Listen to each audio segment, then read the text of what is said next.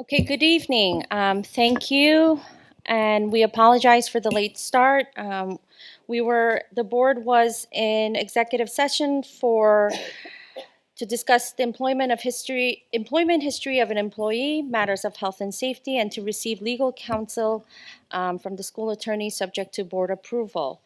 May I have a motion to reconvene the public meeting at 7:42 p.m.? I move. May I have a second? Second. All in favor? Aye. Can we stand for the pledge?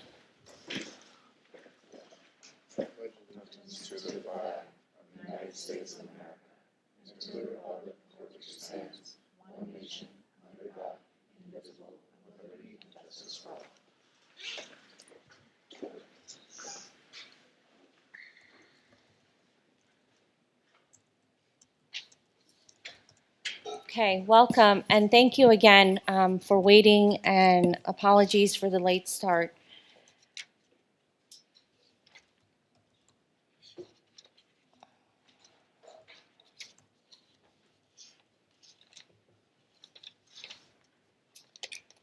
So,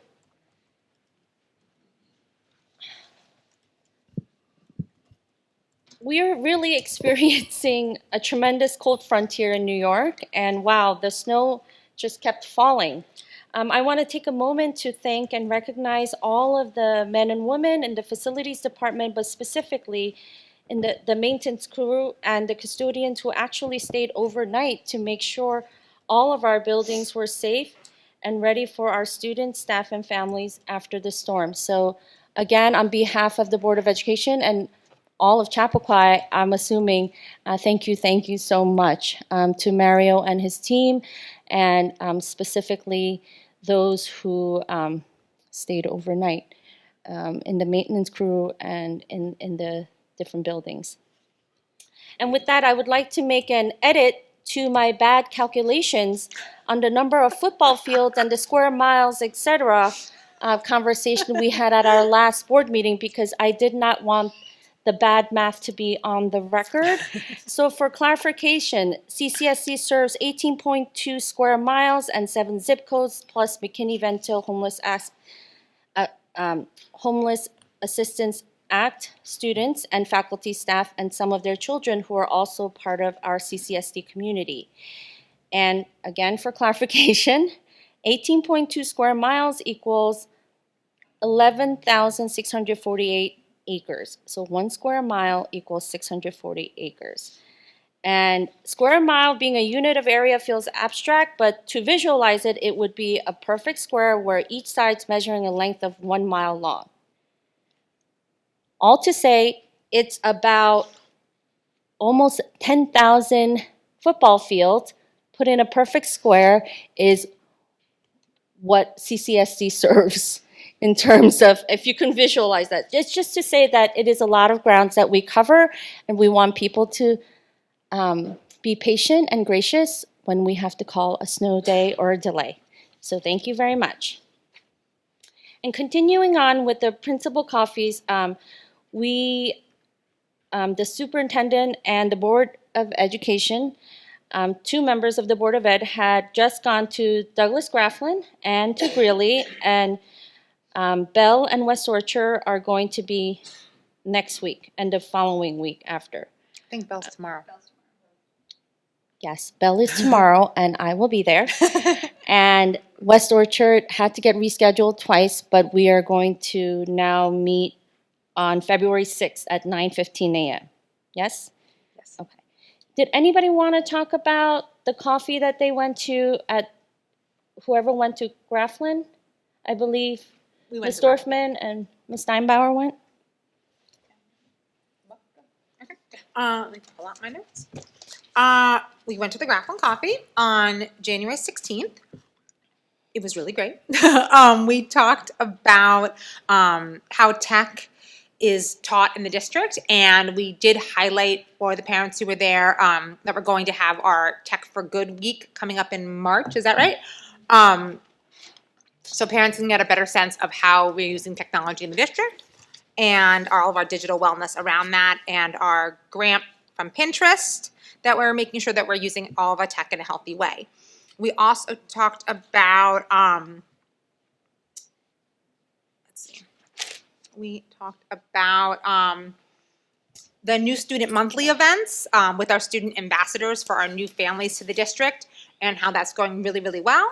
And we're changing the name to our first year students so as not to recognize that not every student is new for now or halfway through the year, and so now they're not new anymore. So we're referring to them as first year students to make them feel like they're part of our family now, and how they've had parent coffees for new families, and how everyone is really happy with the new program. And anything else that we talked about that is, yeah, that was most of it. And just talked about in general the foreign language at the elementary level, and how we are working with our middle school, new ideas for middle school, what language they're going to be continuing with at the middle school, and talking more about that new program. I think that was the bulk of it, right? Okay, and then Ms. Dorfman and I attended the Greeley Principal Coffee, and really there was a robust conversation, and a lot of people attended, and we're thankful for that. And just to kind of have an overview, and we talked about advisory, we talked about testing, grading, timeline, APs, yoga came up, and balancing just the rigor with the mental health, which is a priority for us, and also a topic that we are continuously having.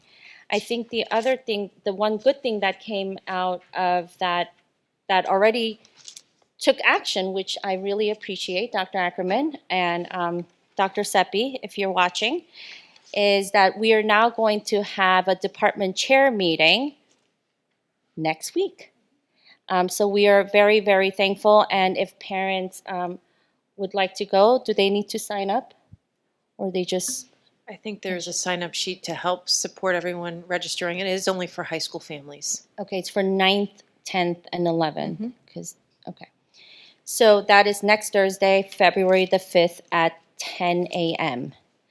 The one question I would have, and just put out there for consideration, is if we can have these coffees, we can call them something else, but have them during the evening hours, if it's possible, for those parents who work outside the home, and just give more opportunity to participate and engage and partner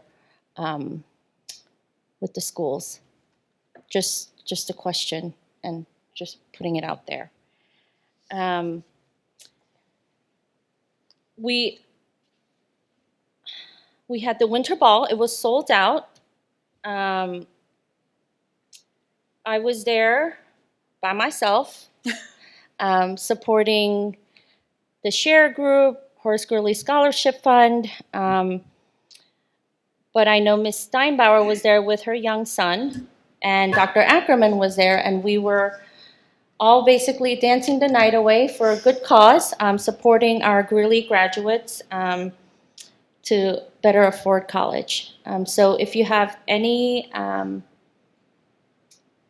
questions, or you want to learn more, you can go on hgsf.org, and it's Horace Greeley Scholarship Fund, and it's just to support and fill the gap and the needs of our Greeley graduates to be able to go to college.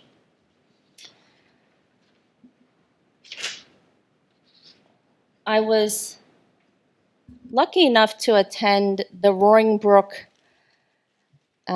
sweet potato soup tasting. I was there with Ms. Steinbauer, and we've got different feedback and different comments. Ms. Steinbauer, would you like to share any? So my two favorite were, a kindergartner put it very well. It's kind of good. It's kind of not. Which is accurate, I think, when you're eating soup out of a cup, out of a little tiny glass. And then that we should try corn. But I know that there are restrictions on what we can, serve. But those are the two More big feedbacks we got. specifically, Corn on the corn cob. on the cob. Corn on the cob. They wanted to try corn on the cob. So something to look into if it's allowed. You know, but everyone loved it. yeah, was- I mean, I thought it was delicious. I think there was definitely mixed reviews. There was some peer pressuring happening, whether to say I love it, depending on where you were sitting at the table, or oh, I don't, no, thank you. But what I thought was interesting and really delighted to hear was that there were lots of kids actually who commented saying that, oh, my mom, my grandma, my dad, my uncle makes this at home.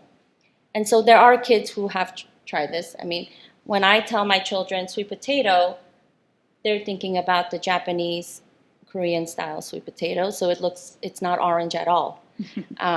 So it was a really nice opportunity. I want to go and now check out the Bell and Seven Bridges, how the middle schools do the tasting, and even the high school.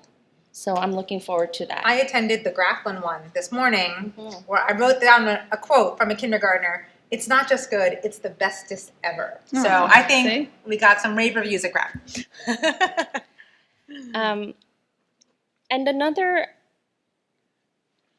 event that I was able to attend, and I know Dr. Ackerman was also present, was the International Holocaust Remembrance Day program at the Chat Pack last night. And our very own Enough Club and the Town of Newcastle's Holocaust and Human Rights Committee co-hosted a special speaker, Mr. Fred Schoenfeld, who's a Holocaust survivor from Slovakia. I try to attend every year to learn through these various speakers who have lived through such a horrific time in history, and to sit alongside not just my Jewish friends, but neighbors and friends of all race and religions to learn and remember what hate does, but to remember those voices of peace, strength, and resilience, so that history doesn't repeat itself. One thing Mr. Schoenfeld mentioned that resonated with me is that the Holocaust is not just about the 6 million Jews that were killed. It was hate that transcended across many other groups, such as people with disabilities, the gypsies, LGBTQ, Jehovah's Witness, and any other minority groups deemed undesirable or subhuman. Can you imagine such hate? So I would like to encourage everyone that hate of such intensity doesn't happen overnight. It's days, weeks, months, even years of not being seen, not being heard, not being or feeling connected. So I would encourage everyone to reach out to your neighbor, your acquaintance, your friend, your student, your teacher, your coach, teammate, and say, hi, how's it going? And really mean it, because it means a lot. Small gestures of kindness leaves big, big impressions on the heart. And that is the end of my president's report. Matthew was also there last night. So do you want to adopt the calendar, or do you want Matthew to go first? It doesn't matter. Let's adopt the calendar. Okay, yeah. Okay, right. I'm going to pause 1 second before Matthew does his report. Okay. So we have revised the draft calendar, and I would like to move 1.1.1 to adopt the 2026-27 district calendar. May I have a second? I'll second. Any comments, questions? All in favor? All right. Okay. So I'll send that out to the community tomorrow. Thank you. Thank you. Right, David, are you ready to pull up the slides? Matthew, you ready? All right, thank you, everybody. So this is my first time meeting with all of the elementary, middle school, and high school student governments since before the break. And for the elementary schools, our student governments have really been hard at work. And every time I meet with the elementary school student governments specifically, they always have this enthusiasm and excitement for what they're doing, for their leadership for their school. So it is really amazing to see that they have this want to actually help out their school and lead the student body, even at their young age. And so I really appreciate their work and the planning that they've been doing with their advisors. But at Roaring Brook, there is an outdoor library that's getting made or built of some sort. I don't know if it's maybe just some bookshelves or books going outside to for the spring, but or if something bigger is happening. But I did get confirmation that something is going outside for the outdoor library. Um, Something's happening somewhere with books. Got it. and so for all the student governments, actually across the district, there's gonna be a Spirit Week the week before February break. Also at Grafflin, there's a school. They're trying to create a school newspaper that's going to be created and written by our fourth graders. Also at Grafflin, they're running a Valentine's for Veterinarians program to show some love for our veterinarians, our local veterinarians. And at Grafflin, some town officials from the town board, either I think they were coming later this week to speak to the student government at Grafflin, which I think was really cool. Um, and at West Orchard, Drop Everything and Write Day is something they've really been planning and hopefully are getting ready to implement soon. Wait, so Grafflin has invited the town board to speak about student government, but did not reach out to us? I should tell them to, right? I do want to share, I think it's part of their history curriculum to have town officials in their classrooms. Am I correct, Dr. Pease? But I will Okay. strongly suggest perhaps the board is invited in for our reading. We have a reading day next Yeah. week, right? Oh, So, read aloud. Read That aloud. sounds right. I think it's on February 4th. So I will get those invitations to you all. Thank you. Woo. Okay. Middle school? At the middle school, so the way the middle school clubs are organized is there's two sessions, one in the fall and one in the winter and spring, and so the second semester session of clubs begin next week. So new students will be joining student government. Maybe some will be leaving to go do another club, but that transition is going on. Like I mentioned, they also have a Valentine's Day Spirit Week coming up the week before February break, and at Seven Bridges, at least they've started a morning announcement segment to showcase what work they've been doing at what they've been doing in student government, share with the rest of their students. Like Ms. Wong mentioned, yesterday was International Holocaust Remembrance Day, and a high school student from Greeley shared his grandfather's story at Seven Bridges to our fifth graders. And the sixth through eighth graders participated in an advisory session relating to International Holocaust Remembrance Day, which seemed to be very impactful and meaningful for our students. Our peer mentors are celebrating World Read Aloud Day that Dr. Ackerman just mentioned. At the elementary schools, they're going to go read to some students down there. For our seventh and eighth grade musicians, we'll also go to the elementary schools to participate in the Music World Tour to kind of showcase the what you can do as a middle school musician and where you can end up after selecting an instrument in third grade and participating in the music program in fourth grade, and kind of where it can go and how important music is for students and for those who are interested in playing an instrument. And then something very exciting that happened was last week on Thursday, there was the student government from both Bell and Seven Bridges took a field trip to Greeley, actually to the Academic Commons here, to participate in a kind of leadership session and some planning for international days later this year. This was led by Dr. Ackerman and Ms. McCrae and Ms. Kolpas and our staff developers. And the feedback I got from the student government is that it was really awesome to participate in and actively plan something for their peers that that matters and is very important for their school. And so it seemed to be very successful. I wish I could have made it. However, I did have class, but it seemed to be very good. At the high school, I think our eighth graders are beginning the transition process from middle school to high school with some course selection, and we had really counselors go down to the middle schools to share about the courses there and the courses at the high school and what changes they can expect to see once they enter high school. And so then last week was the incoming ninth grade parent orientation. Both their science Olympiad and debate teams have had impressive showings at their various tournaments and competitions, which I'm very happy to see that the academic teams are doing so well and hopefully feel as though they're doing some good work and are enjoying themselves. The Fun and Arts Club hosted an art show in here last week on Friday, and the artwork clearly has stayed up on the walls, or at least some of it. And during the club period on last week, it seemed to be students were really enjoying the artwork that was showcased through this club. Like I mentioned, there's a Spirit Week sponsored by our student government, and then also in connection to the town and town human rights, Holocaust and Human Rights Committee, and our high school Enough Club and middle school Bell and Seven Bridges Enough Junior Clubs. The 7th annual Holocaust and Human Rights writing and art contest was announced last night. So something for students to look forward to. Thank you, Matthew. And so before we do our strategic plan update, I'd like to do our community update. So Adam is going to share our progress on securing some Science Olympiad faculty experts. Yeah, so we talked about this, thank you, at our last meeting, where the Science Olympiad team could use some specialty support for some faculty because of the specialized events. And so we posted those positions that you had approved at the last meeting. These are all current faculty. This is a stipend for them to support the team in these specialized areas. So the only one I wanted to note was Matthew Danko, as a special education teacher, but he's also dual certified in science as well and has a particular knack for a variety of engineering things. So he's going to help us out with a couple of different areas. And the others are familiar faces to us. So thank you to those teachers for stepping up and helping out our students.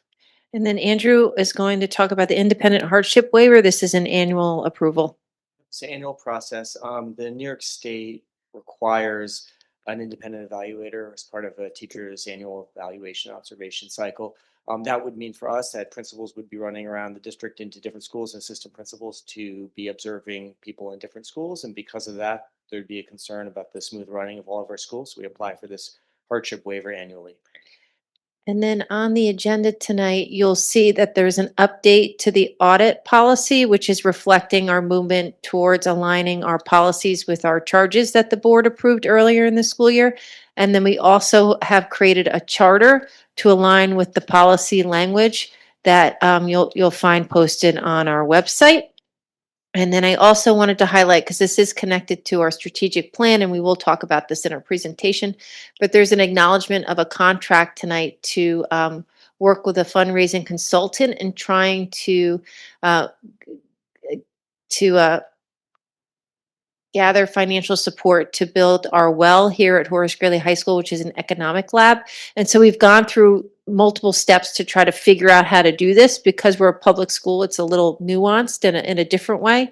And so we had a committee trying to figure out how to do this through an RFP process. But at the end of the day, we found that a more targeted approach that was really narrow would probably meet our need if we hired someone who's a real expert in this work. So you can see some of the expertise that Clara brings to this consultant position, and she's also a parent here in the district. So we're really happy to have her on board as we try to figure out how to do this collectively together and try to support one of these major projects that we have worked on collectively with the Chappaqua Schools Foundation. And so then we have a lot of upcoming events. President Wong had mentioned those in her opening, our coffees. We have some parent meetings to get ready to plan for the next school year. On Sunday, we have the Harlem Wizards. Is anyone here at the table playing? I feel like there are multiple people that will be out there because, this woman can only do a quarter, okay, for 4 minutes. So thank you.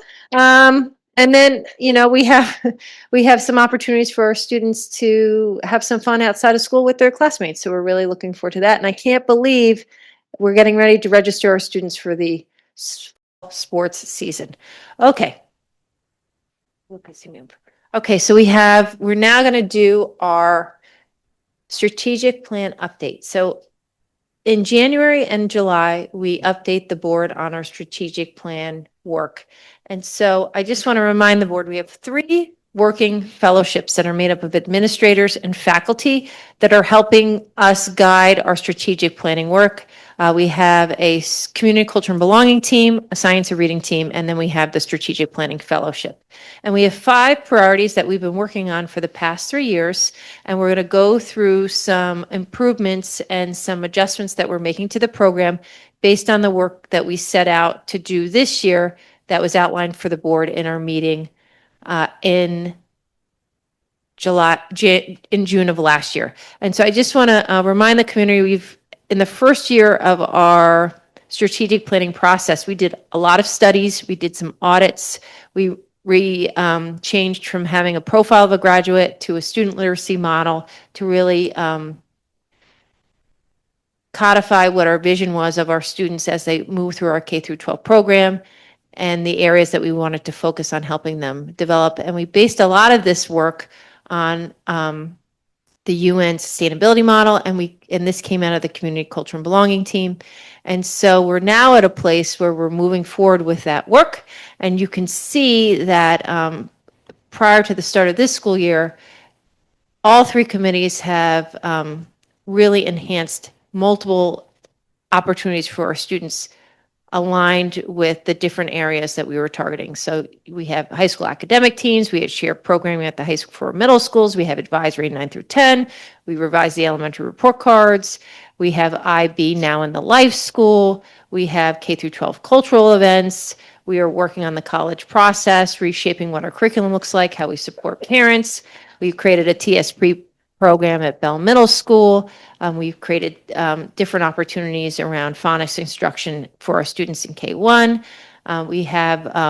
We've increased our leadership opportunities for our faculty. We've revised some of our hiring. We have worked on reducing our fund balance. We've done some district-wide safety and security upgrades, and an extensive list of this is here. I'm not going to read it all, but we've engaged in a lot of work over the course of the past 2 years to prepare for the work that lies ahead in this year.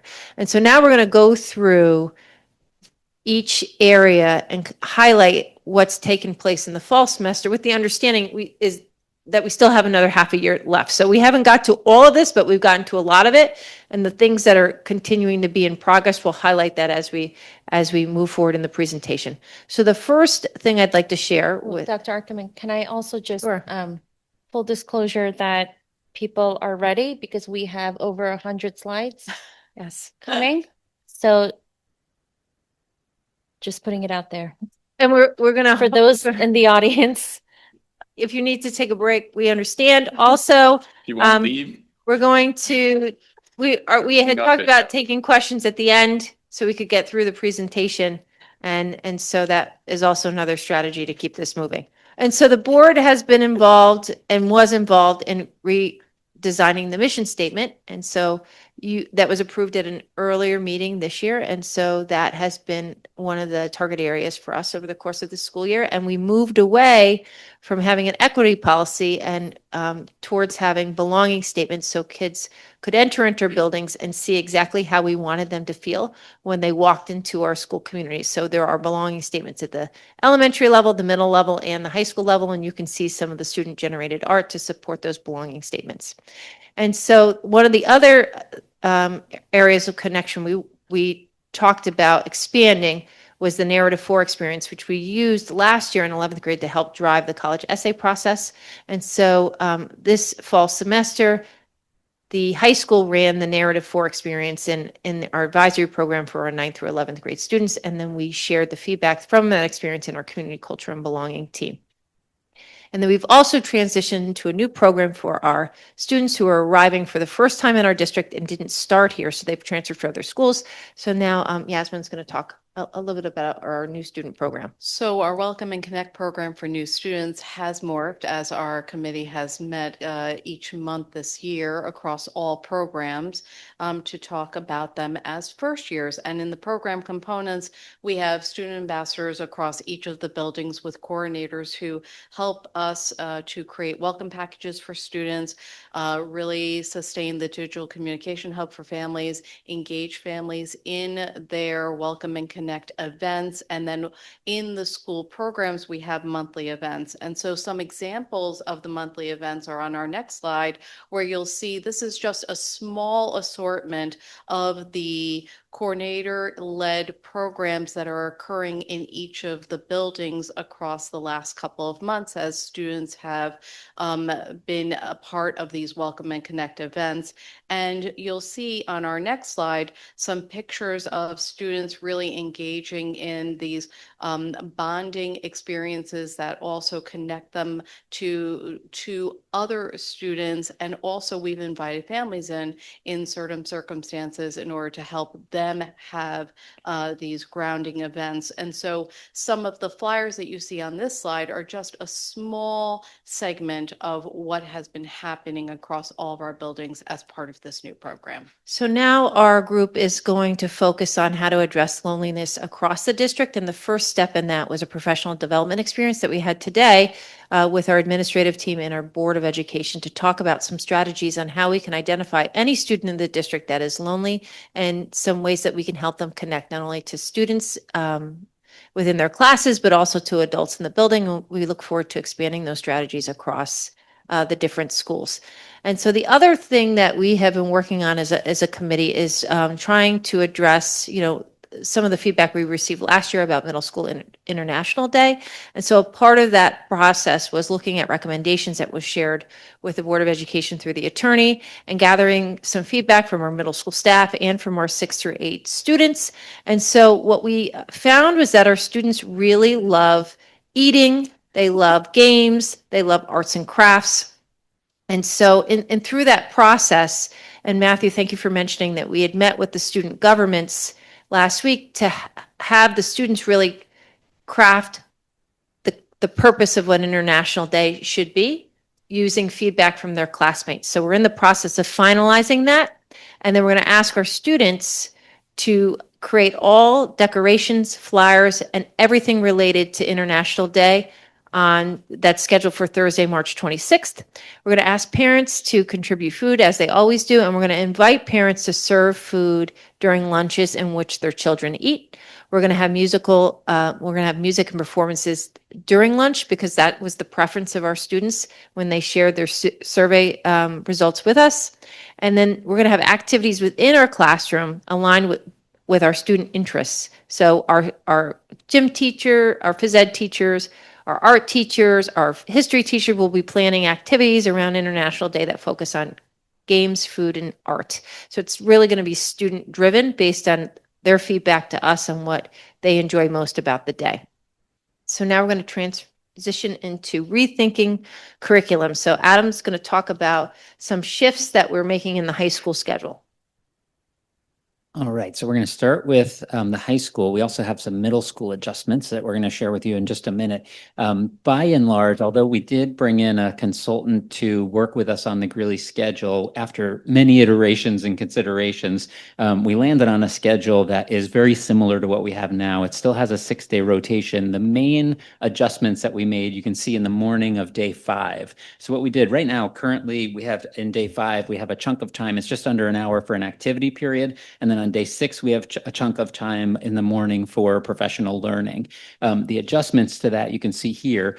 We've taken that about an hour there and broken it up into 2 parts. On day 5, we have a block that's called enhancement. I'll tell you a little bit more about that in just a minute, followed by advisory, which is something many students have been experiencing now. On day 6, we've got professional learning and then a block for clubs. So this is still going to be kind of a soft start to the day for days 5 and 6, but let me share with you a little bit more about the enhancement part. We think this is going to provide some more structure for that large block of unstructured time. The enhancement part, you can think of it as a variety of opportunities for students. One of them is around extra help. Right now, we don't have a standard extra help built into the high school schedule unless a student's free period matches up with support when a faculty is available and free. So this creates an opportunity for faculty to provide extra help and students to access that. You can also think of it as office hours. If teachers and students need to meet together, that would be available. We're also hoping to open up some of our other spaces like the podcasting studio, our art studios, the STEAM Center, the greenhouse, and be able to staff those for kind of interest projects that students might be working on, running a variety of activities. And then also the hope is to engage our students in other performing arts. In some cases, students aren't able to fit, performing arts classes into their schedule. So we were thinking of creating some ensembles, music lessons, things like that students could drop into during that time. And then we are working district-wide to really amplify the voice of our student government. And so Greeley is focusing on creating a more structured environment for students to participate in a student government process that would engage them in a way that would help shape the culture with more structure and fidelity than what exists right now. And I think probably the most significant shift in our freshman experience is we were transitioning our peer leadership program into advisory. So our 9th through 11th graders are in advisory with 2 faculty members, and we are going to invite 12th grade peer leaders to be a part of that environment. So it's more of a collaborative co-teaching environment where teachers and students will be teaching together in that 9th through 11th grade advisory. And so the other work that's happening at Greeley right now is that Dr. Seppi and I are chairing a committee. We call it Committee 2027 because we are planning for our current 7th graders. And in this committee, we're looking at multiple areas for potential improvement based on feedback that we received through the strategic planning process. So the first area that we're examining is New York State has revised its graduation requirements, but they haven't really shared with us what that means. And so this group is going to be talking about, when more information is released from state ed, what are different pathways to graduation that doesn't necessarily require Regents examinations. And it's aligned to this portrait of a graduate that they have recently released. So we're going to be talking about how does that fit into our instructional program. We're also going to be talking about the new financial literacy standards and the sustainability standards, and if there's adjustments that we need to make in our curriculum to help implement those standards when they release them to public schools. The other part of our work is going to be exploring whether or not we should move life school, which is currently in 11th and 12th grade, down to 10th grade based on some needs that we are seeing through our students at younger ages. We may want to expand that down to our 10th graders. So we're going to be talking about that in this committee. And the third area of focus will be exploring, based on the 9th and 10th grade rigor concerns that we continue to hear from our parents, and that came out very clearly through the strategic planning process. We're going to be exploring whether or not we should move APs down to 10th grade. And if we move APs down to 10th grade, we're going to be talking about whether or not we should put some limitations in the number of APs students take in 11th and 12th grade, which would not impact students in the application process because their applications are reviewed based on the opportunities that we provide them. But it may provide some stress release based on some concerns that we have about students overloading themselves in junior and senior year. And so this committee is made up of about 40 people. It's got a lot of teacher representation on it. We have some administrators on it. You can see we have a timeline planned out where our goal would be by December of next year, we'd be coming to the board with some recommendations based on our process that will begin in March. Okay, and now we're going to move into our literacy recommendations. All right, so we continue to be engaged in deep study of our literacy curriculum. We recently received the Tri-States report. I forwarded that along to members of the Board of Education as well as our elementary faculty and staff. The next step for the Tri-States report is going to be to bring it back to the literacy fellows for them to engage in. It's about 20 pages long, and there's a lot of information. There were a lot of commendations in there. Many of you heard that as part of the fish tank conversation when our Tri-States team was here. But it is 20 pages of kind of commendations, recommendations, and observations. So our literacy fellows are going to dig deeply into that report and extract the most salient pieces, and we'll consider application timeline for that. We're piloting a couple of different programs. We currently use Phonics First, and we have a pretty large interest in piloting foundations. And so we have those pilots ongoing, and those teachers have visited our literacy fellows to report out their findings on the experiences that they've had in the classroom for foundations. We're also starting to get some mid-year data in with our NWEA scores and things like that, our phonics assessments. So we have that data to look at. We're also piloting Fish Tank, which is a reading and writing program, as well as the new units or revised units of study. So we've got, the reading and writing kind of juxtaposition of the two programs, and also the phonics juxtaposition. We're getting close to a place where we can make a literacy recommendation. We're not quite there yet. We have a couple of things to do. One of them is to dig into that Tri-States report. Here I summarized some of what I found was most important in that report. But again, I think we just need a little bit more time with that report. The second thing is we have a joint faculty meeting where we're going to bring together the elementary school school faculty, all of our classroom teachers, and have the folks that are piloting these programs present out to the faculty. And then we're going to survey the faculty again to get their feedback on kind of choices around direction, bring that back to the literacy fellows, and then make a recommendation to the Board of Education.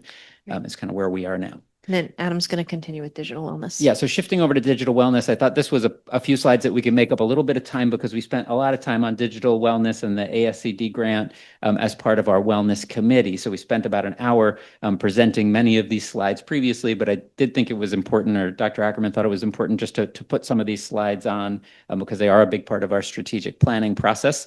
As you know, we have a grant from Pinterest, ASCD, and ISTE.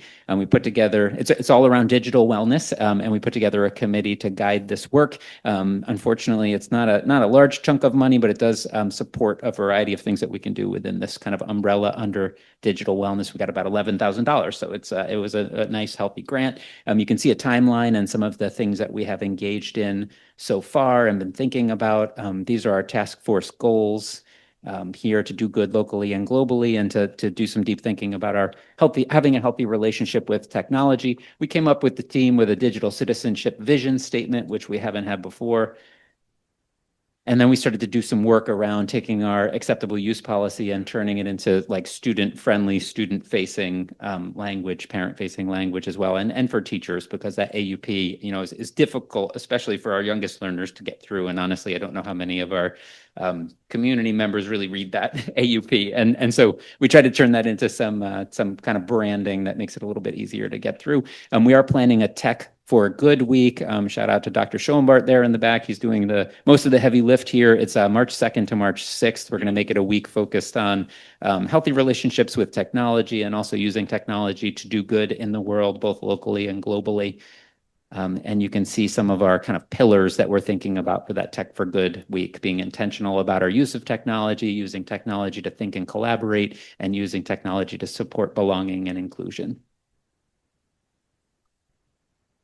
All right, and there's a slide there on faculty. And so I just wanted to share just an update because this was a part of the strategic plan, but all of our parents already know we were able to offer fall conferences to our families, and any parent that wanted to meet with their child's teacher was able to do so.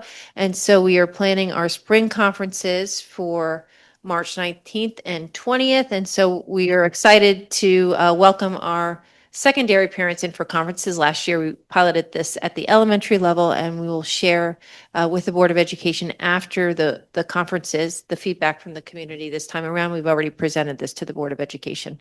And so now Andrew did a really deep dive into the International Baccalaureate Middle Years program as a part of our work stemming from last year in exploring whether or not we should expand the program at the Life School. So Andrew's going to present to that work over the summer, and then the ultimate recommendation coming out of the Strategic Planning Fellowship.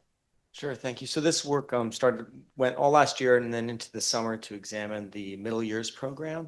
And on the next slide here, the group on the left was the subcommittee that spent time last year doing site visits and going to training and hearing from experts in the field and looking at all the documentation. And the group on the right took all of that information for some analysis last summer.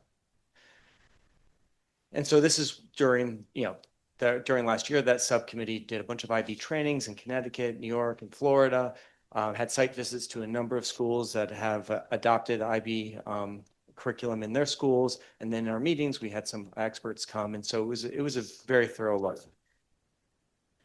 And so that was last year on the left, collecting the data, reviewing the data. Over the summer of 2025, we had another group that took a look at all of that data to analyze it and then reach consensus on some recommendations. And so our work this summer was guided by these three steps. One was to identify essential elements of the IB Middle Years program to look at. It's a very comprehensive program, so we broke it into 12 different subcomponents to actually be able to do the item analysis. And then to take those and identify any gaps and overlaps with our current practice and programs and see like, okay, if we brought in IB to the Middle Years program, how many new elements would be required to integrate into the school? How much of a change would it actually create, and how much would be overlaps? And then we would take a look at what's really the opportunity costs here if we do choose to implement it, what is already on the table that would be difficult to complete, or what kind of cost there would be to the time and resources we have to put into that. So here's the component analysis. This is a graphic, and I'll sort of break this down in the next several slides, but it is the IB middle years program with the student learner profile at the center, approaches to teaching and approaches to learning in the next concentric circle. Then we've got some service projects and community projects and personal projects there, all of the core subject areas, and all framed by an international mindedness. And we'll get into a little more detail on each of those. So over the summer, we broke the program into these 12 different essential elements to examine each one by one. 8 core subjects, interdisciplinary learning, they go through all that. We're going to be going through each of those next. And what our analysis revealed is that we believe there were overlaps in the current middle school program for those first 8. So everything in orange there, we have some corollary there. It's not that we can't improve in any of these areas, but they are already existing in some aspect in the schools. Number 9, the personal project, which is a great personal project, would be a challenge to implement. And I'll get into that about why we believe so. And then the last 3 that are on this list were areas that we thought this would be a real value add for adopting the IB program. This would be areas that would really push us to grow in ways that we think would be productive. So those are now this is the list of the first 8, the overlaps. I'm going to go through those. Quick one, 8 core subjects. That's on the left side of each of these is going to be the middle years program component, and on the right is going to be the CCSD component. We wouldn't be bringing in new courses if we brought in IB. There's a clear overlap between the courses that we already offer and the courses that they require of the program. This is an interdisciplinary unit. So they require 1 interdisciplinary unit per grade per year. And we're doing some interdisciplinary work already at the middle level programming. There's some collaboration between FACS and STEAM, technology, but course design.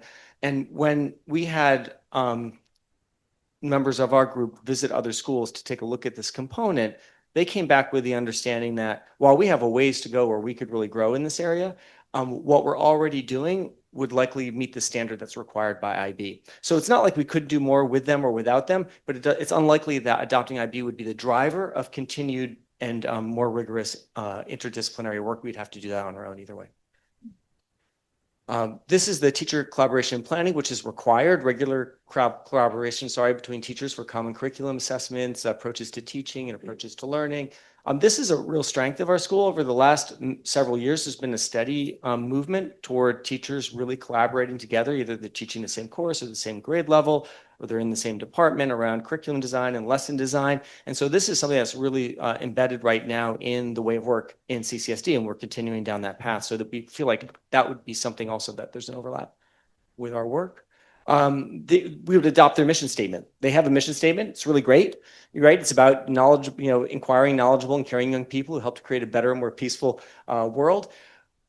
There's an overlap, though. We do have a district mission statement. We just actually took a look at it. And we have middle school belonging statements. We just took a look at those. And, so it's the work is really grounding our work in the mission statement. So there's a clear overlap here. The learner profile, they have a clear learner profile about students who are inquirers, they're knowledgeable thinkers, communicators, principled, they're open-minded. We also, this is a clear overlap, have existing learner profile. It's grounded in the CCSD student literacies. There was a lot of work that was put into that to develop that. And there's also existing New York State portrait of a graduate that we're anchored in. So it's an overlap there.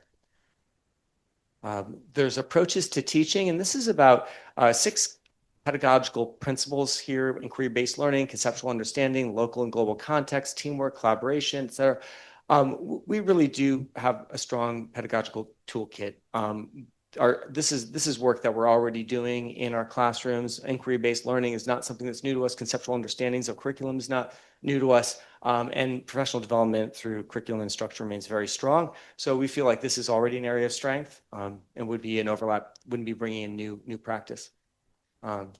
Then it focuses on big ideas that connect subjects in real life, concept-based curriculum.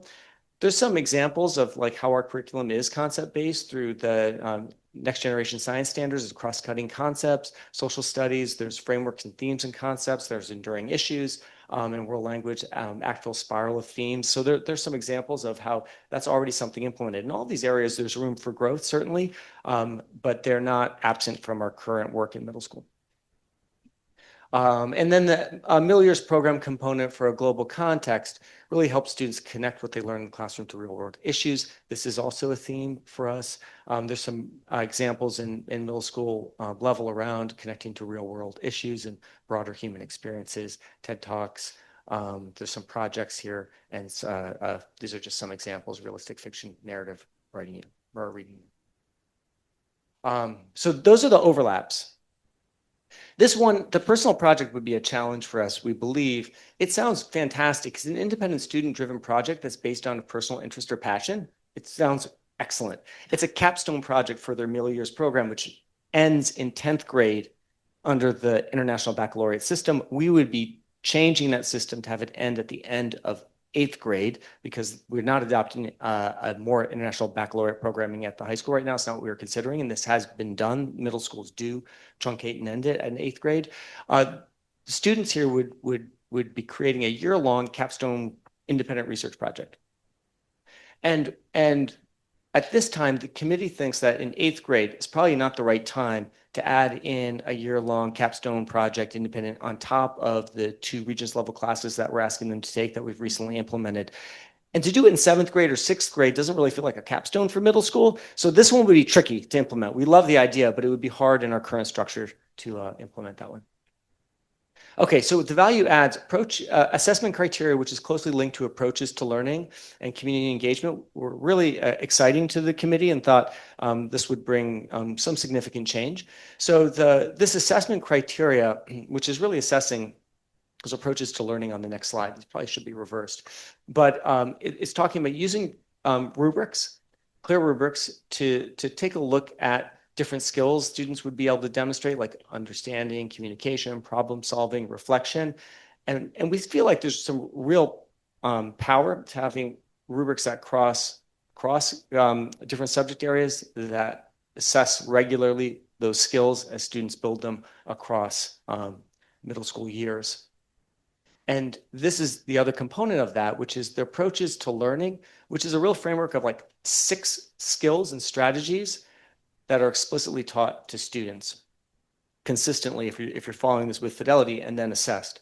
So we're talking like things like critical thinking, communication, collaboration, self-management, research. And the committee really thought that having a short list of age-appropriate middle years skills that everybody could get behind and align behind within lessons, with rubrics and assessments, that was a strategic focus consistently throughout all the grades, would be a very, very powerful way to approach it, rather than having a list that's so incredibly large that it's hard to track that over time. And then the last part, where there's real strong interest in extending community engagement. So this really revolves around a project in the middle years program, where the students would select a topic, identifying learning goals, they plan and manage the project, they problem solve, they collaborate, they demonstrate service as action. This could be as simple as, helping to support a 5K race that's a fundraiser for something, or to clean up a park, or you could imagine a whole bunch of community service related projects that students could envision on their own, build the sort of social networks to get it done, do all of the planning and execute. So we think that's a fantastic idea. So that's the graphic again. So those first 8 are where we think there's some pretty strong overlap with current practice. 9 would be a little bit difficult to implement, and then we'd have 3 of these components that we thought would really drive some change in value. So then we took a look at what would be required to have this happen. So the first thing to know is that implementation wouldn't be any sooner than September of 2027. That's when we'd be able to start at the earliest. You have to complete this feasibility study, which we've completed a bunch of it right now, but there'd be more to do. You'd have to apply for candidacy, facilitate an authorization process, engage faculty and community. It goes on and on. There's a lot of training. There's going to be coordinators that need to be established and hired. And really, the faculty meetings, the superintendent conference days, the department meetings, this would be the thing, right? This would be all in. This is what we'd be focused on for the next year and a half for the launch. And then after that, to continue having it up and running and maintaining compliance and fidelity with the program.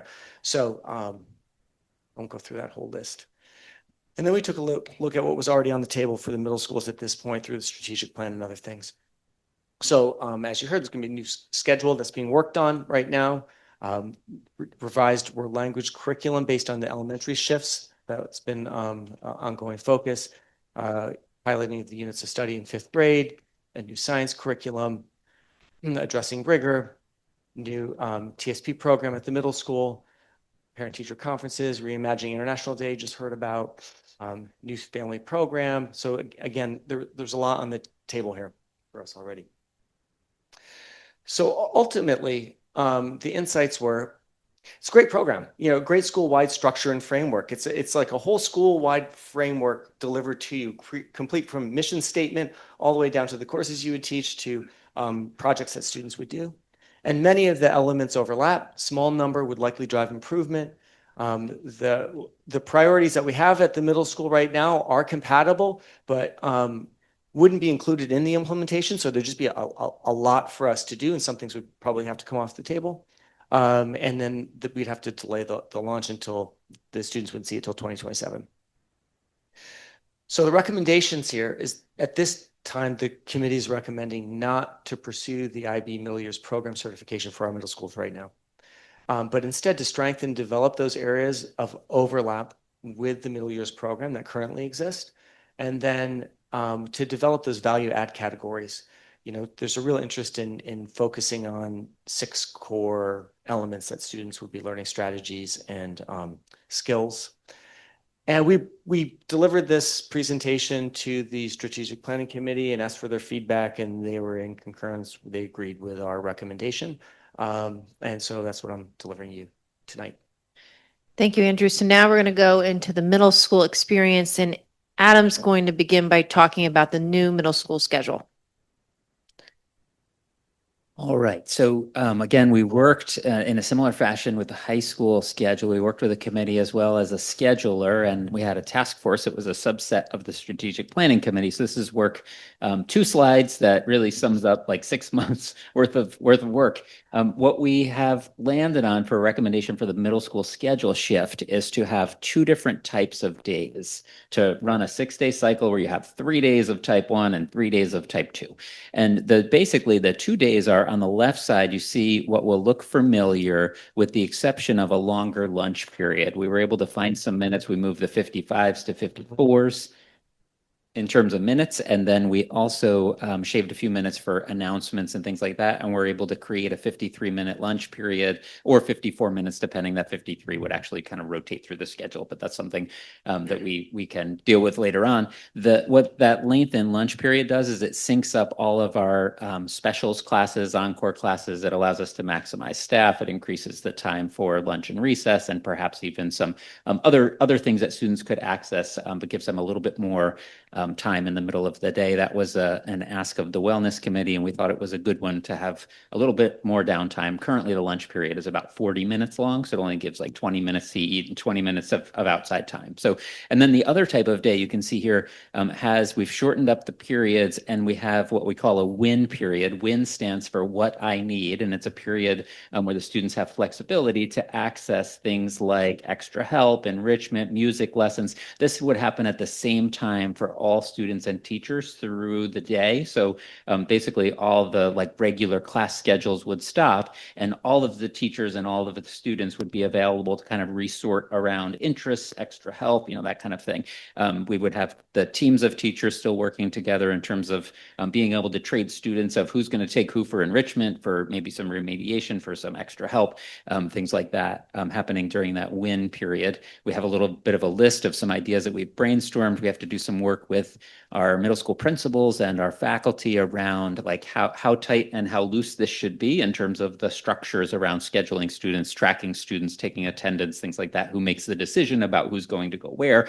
But this I think is a good start. Now, of note before we move on is we did propose 4 different options to the middle school faculty. One was called All Win, which is a win period every single day, and one was called Win Light, which was 2 win periods out of 6, following the Greeley model of day 5 and 6 being different.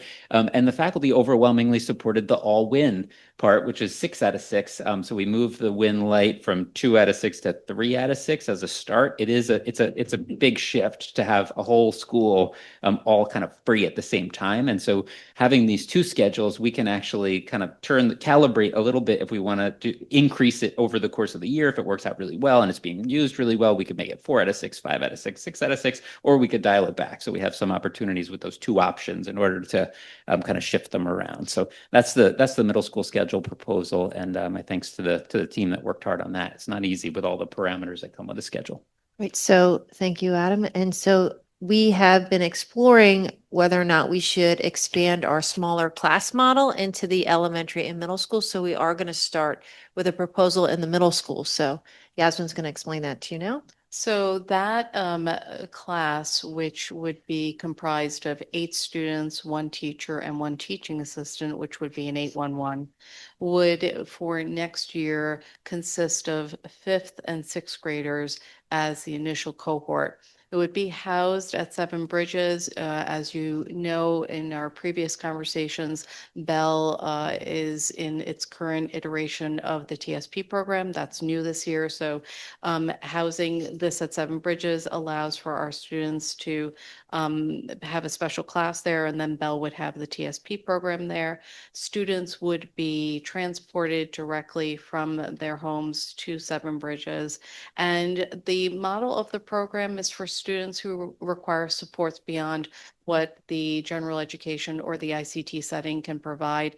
It's really about prioritizing foundational English language arts and mathematical skills that would be directly transferable into their classroom settings, where they would still have access for being in their elective classes and continuing in certain content areas with their supports, like for instance, being in ICT. This would ensure that we would continue the instructional rigor and allow for our students an alternative pathway in order for them to demonstrate mastery and to be able to really get direct instruction that is specialized in areas of their need. Thank you. Thank you, Yasmin. Okay, so as the board and the community knows, this was our first year of offering a world language in the elementary schools, and all of our students are taking Spanish, and the kids and the faculty really are embracing the program. And so now this year we're focused on, since our students are all having a world language opportunity in the elementary school, what should the middle school look like? So this has been a significant process for us. So I just want to begin by showing you the enrollment at the high school in our 4 language offerings. And just for everyone, so everyone has the same information, Spanish, French, and Latin are offered at the middle school, and Mandarin is not. So what happens at when students are selecting courses for 9th grade is that you have a pocket of students that will switch from their current language to Mandarin, or they may switch from their current language, although this number is way smaller, to Spanish, French, or Latin. And then if you look at the middle school, I want you to see what our current enrollment is for Spanish, French, and Latin based on what students are selecting in the 4th grade without any exposure to any of these languages. So the current 5th graders did not have world language. They worked with their parents. They selected what language they were going to pick. And often what happens is the language that they pick in 5th grade is the language they study all the way through in 12th grade. And we have all the data around that. And so what we had done to try to figure out what's next is we had a world language committee. We met with the 5th grade faculty. We did an analysis of 5th grade transition, which the board knows we've been working on for a long time. We did some surveying of our students in the middle school. We surveyed our high school Mandarin students, and then we did a current enrollment analysis. And so what we have decided is that we have an implementation plan where our current 5th graders are going to enroll in Spanish, so they're going to continue their Spanish instruction. And then when they enter into 6th grade, they're going to have an exploratory opportunity. And what we plan to do over the course of this next school year is determine what the 4th course is students will be studying. Because if you look at the results from our students who are in Mandarin, some of the themes that emerged in their survey data is they felt that more students would have enrolled in the Mandarin course, and the interest would be stronger if that started at the middle level. And so we want to plan forward in a way that whatever courses we're offering at the high school, we're offering at the middle school so they can be sustained. Because we have had other courses offered at the high school that that do not have middle school classes connected to them. And because of enrollment, they have been discontinued, like Russian. So when we started to kind of look at what we needed to do next, we wanted to ask our 8th grade students, and then we ultimately asked our 5th through 7th grade students, what courses would you have wanted to take if we offered it? So we anchored these in the New York State has certifications. And so what we saw in the 8th graders, an emergence of Italian. And then when we went and asked the 5th and 7th graders, we also saw Italian emerge as a course that our students might be interested in addition to Mandarin. And so we wanted to take the time to figure out with our world language department, what should that 4th course be? And then what we plan to do is, have students experience Latin, French. They've already experienced Spanish, and the 4th course before selecting the ultimate language that they would be choosing that would follow them all the way through 12th grade if you look at our instructional patterns. We also asked our 4th grade parents, because we sent them a notice about what language is going to look like next year. We asked them what language they took in middle school, what language would they want their kids to take if they had different options. And Spanish and French, of the 65 that respond, were the 2 that parents expressed the most interest in. And then you can see where the other languages fell. So we just kind of wanted to get a feel from our 4th grade parents what they were thinking. But I think what if you think about some of what we're trying to accomplish here, is that we're trying to give our students more agency in their language selection. And in order to,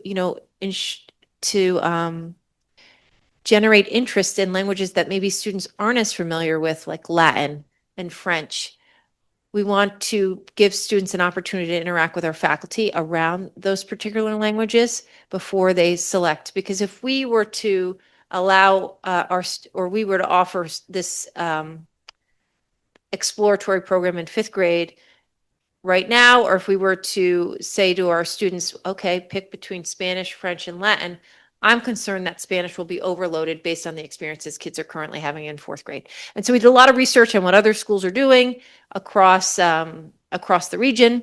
And we did find that many of them offer an exploratory model. For us, it was just trying to figure out when should that happen.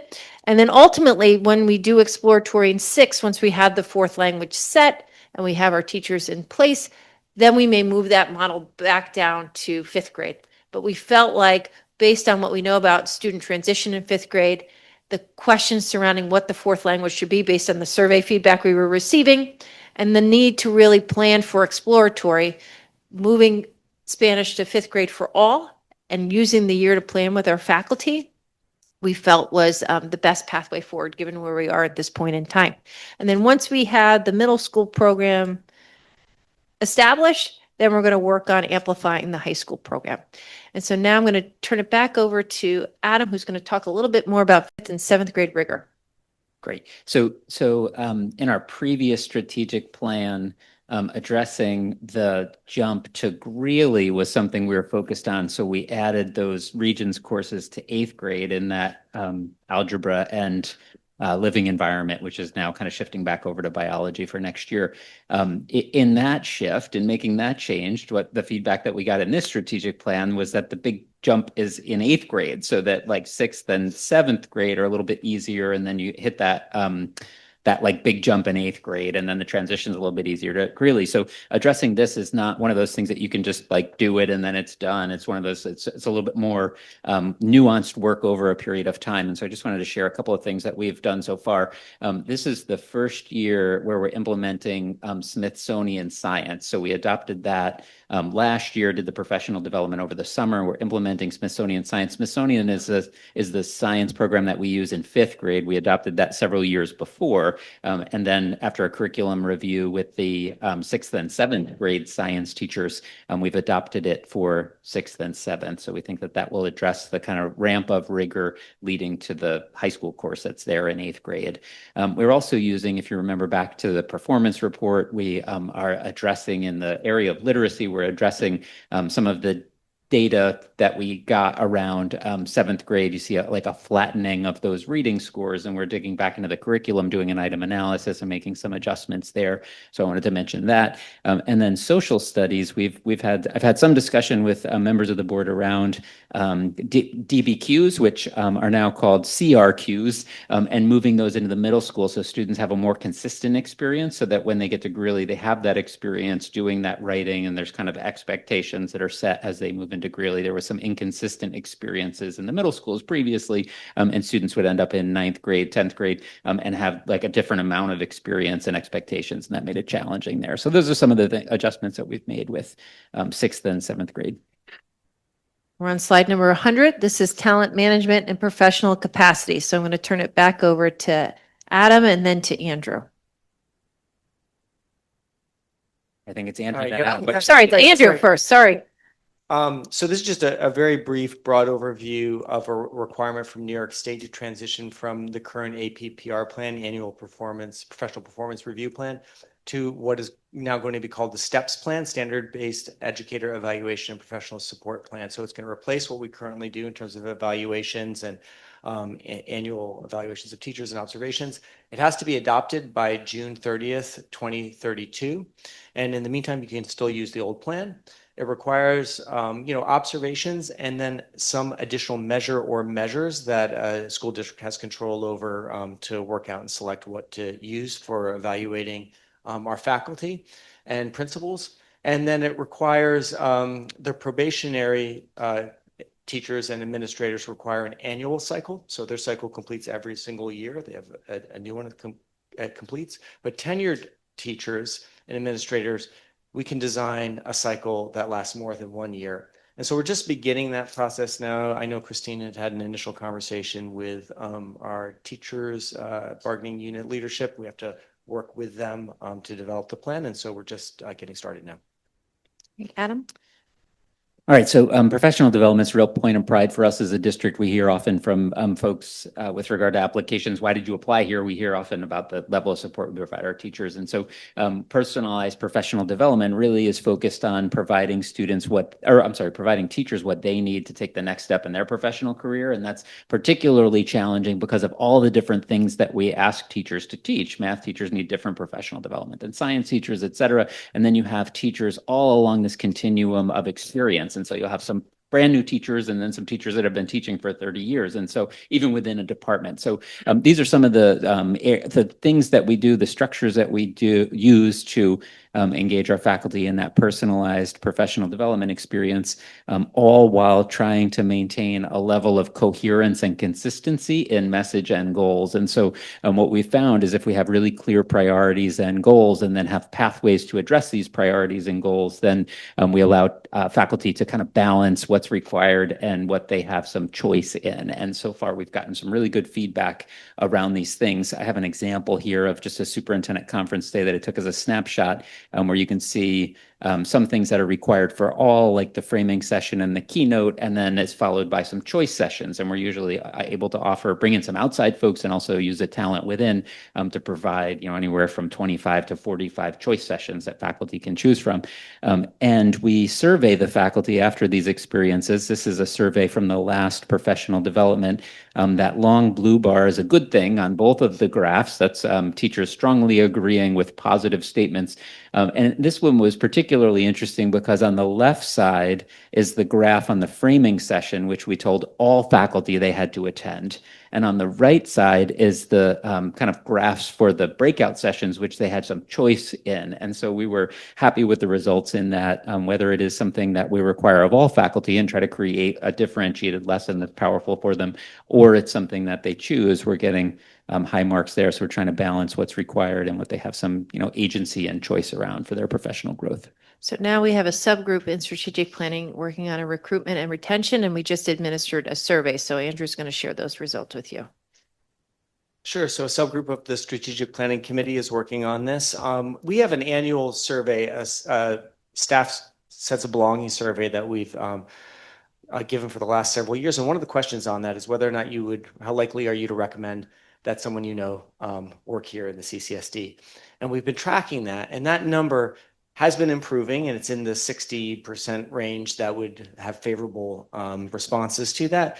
We really have a theory of action that we're all recruiters in the district, either when we're actively and specifically recruiting, like going to someone we know and saying, hey, there's an opening here in Chappaqua, you might think about applying, or even if we're not actively recruiting in that way, we're talking about our jobs and where we work. And the theory of action of the group is that the more satisfied we are in our jobs here, the more happy we are with our work environment, the more powerful we feel in our positions, the better ambassadors and recruiters we're going to be, either willing to be actively and specifically recruiting or just in conversation, having people get the impression and understand what a great place it is to work. So we wanted to drill down into that number a little bit. We'd like it to be way higher than in the 60s. And so we administered a survey that asked how, again, the same kind of question, how likely are you to tell someone you know to apply for a job at the CCSD? And then it asked, what are some of the reasons that would lead you to make that recommendation? And then we asked, what would give you pause? And then we asked, actually, if you go back, I'll just do the numbers real quick. And then we asked, what suggestions would you have to change? So if we could just swing back to the previous real quick. So the overview of that is, the good news is the biggest group said they would recommend strongly. Now this is a combination of teachers, clerical administrators, anybody who responded to the survey. The purple is, would you recommend strongly? That's really strong, is at 40%. And then would you recommend quite a bit? It's a little bit less. There it's at 20, and that's getting us into that 60% range. It's a little bit lower than our last survey, but we're administering that sense of belonging survey next week, and we'll get some more information there. And then we go down to the smallest group, 7.7 would say not recommend at all. You can see the CCT, which is the teacher bargaining unit, 85% of our respondents came from the CCT. And then the next largest group was COSAR, clerical bargaining group, at 9.2%. And then administrators and custodian maintenance crew are much smaller. So if we look at the next slide, then the reasons, this is the reasons why you would recommend. Colleagues are hitting number one there, really strong at the students also, and this is across all. And then last, compensation, but I will note about the compensation, that is in the survey that came across as a reason why teachers would recommend. That is not the case for our clerical staff or teaching assistants, but for our teachers, it would be a reason to recommend. I think the partnership with parents being low there isn't because they're poor partnerships. I think it's just in the general life of a teacher, you have more time with your colleagues and with your students than you are with parents. So it wasn't necessarily a negative. It just wasn't something that was on top of the list. So our real sweet spot here, we think, is the work satisfaction, work environment, leadership and administration, and opportunities for professional growth are the next tier down, which would probably provide a place for us to focus on. And out of this, we gleaned some elements from it that we should look at our tenure process, making sure that if you're going to invite somebody in, someone who has experience, maybe tenure in another district, what's your confidence that you're going to invite somebody in and they're going to go through a process where they're going to get tenure again and not going to end up in a place where they've now lost tenure in a second position when they had one that they had tenure. Again, the salaries for our clerical bargaining unit and our teaching assistants came up as a reason why they would be a concern. And the demands of the job was an interesting one, because on the one hand, people were saying this is a place that demands a lot of everybody. And we want to make sure anybody who's coming in here is going to be a good fit. Then it also stemmed over into if the demands are maybe feeling like they're too much. Autonomy, and that wasn't a surprise. Folks really appreciate having control over, how they work, the work they do, and who they do it with. And so that was their expected. And then additional administrative support. So we're going to take these, go back to the strategic plan, and have a brainstorming session on possible moves we could make to move the needle on this a little bit and see. We are headed in the right direction every year, but we want to see if we can accelerate that growth. And now Yasmin's going to talk about our MTSS professional development. So we are in the process, myself and Dr. Schoenbart, thank you so much for all your assistance in really working to get Branching Minds, which is a tool to strengthen our MTSS systems and improve our data decision making and streamline how we do progress monitoring. So what you see is a time frame of implementation where we're going to really look at the implementation, the piloting, the leadership training, and how that impacts our workflow, our efficiency, how we improve our usability of data, and how our staff interact with this actual new database. Then in the spring, we'll be looking at expanding the pilot and reviewing that pilot data outcome. In June, we're anticipating looking at end of year leadership and staff training, and then looking to summer to really expand the pilot and be able to utilize the summer as a staff training time with an anticipated full rollout in fall of 2026. So that's an endeavor that we're just working on throughout our process of December into the end of the school year. We also spent a lot of time over the course of the last few months really looking with our leadership on ensuring that our MTS systems are coherent, consistent, and that across all of our buildings, we've aligned our structures and our processes and our tools. So that really was about meeting with leadership to collaborate all of our systems, to look at data alignment, and to really review our forms and tools for how we move our teams through the MTSS process. And then finally, something that we've already presented to the board on has been that we brought in an expert to train our PPS staff on the Columbia Suicide Severity Rating Scale, and that training covered both age-appropriate scales for 6 through 11 and 11 through adulthood, and that allows our staff to become equipped to identify students who are at risk earlier and ensure consistent research-based assessments across all of our schools. We're in the process of all of that implementation, and then we're going to be meeting with teams to monitor effectiveness of implementation. And so for our last target area, Josh will be presenting on our modernized system revenue generation and logistics. So we're going to start with our buses and our energy audit. Great. So we are in the middle of a study for an engineering design plan for zero emission buses, determining where throughout our community we can power buses, where we can charge buses, and also what the reality is about implementing full zero emission buses and the cost that would be. We are also in the middle of an energy audit. Right now, Wendell Engineering is taking all of our electric bills and gas bills to determine whether they are in line with what they should be for buildings our size, and then looking at the full envelope and engineering of our buildings for our energy use, and also looking at energy creation and production of where on our campuses we can produce energy that is solar or geothermal or the likes of that. Fund balance, go ahead. Yep. Go ahead. So we are working on a plan to increase our fund balance. Here you can see a graph of the Putnam and Northern Westchester and Lower Westchester school districts and where we are. It's not bad that we are within there. Those are a lot of school districts within those two bars. But each year we have been increasing our fund balance and lowering our reliance on fund balance to balance the budget. And we have planned going out for 5 years to start to reduce that. We're also looking at revenue generation. So reducing our reliance on our local tax dollars, which was at 90% this year, to our proposed budget that's coming up to 85%.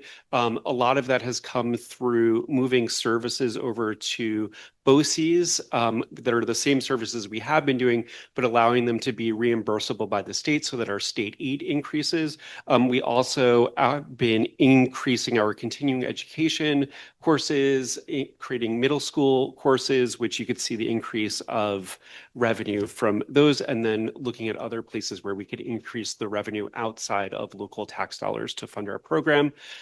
We also have been looking at our capital fundraising to create environments. Our World Economic Learning Lab, for example, is one of them. We have gone through a process of articulating the need for a capital fundraising consultant. We put out 2 RFPs. The first one didn't meet the needs of the district. The second one, we didn't receive any responses. And then you see on this board agenda a contract with a consultant that is below the RFP limit to start to seek out donations for the World Economic Learning Lab. And then in conjunction with some feedback from the communications committee, we are working on modernizing some of our systems. So Josh is going to talk about that as well. Yeah, so we are increasing our ability to receive electronic payments and also send electronic payments to our vendors. Over 90% of our funds are now sent electronically and not by paper check, and we're looking to increase that to 99% by June. We send a lot of paper to people to sign, so we're currently researching and going to implement secure document send and retrieval of signatures. We've done significant network infrastructure upgrades, which is allowing a lot of this work. We are unifying all of our communication systems. So that includes both our emergency response systems, our security systems, our safety systems, and our systems that we communicate out to the public, both internally and externally, so that it is more efficient and modern systems.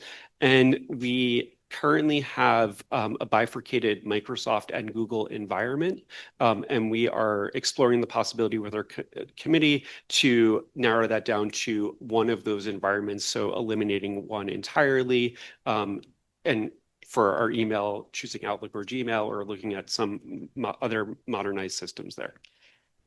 That was our last slide. So we'd be happy to answer any questions that the board has.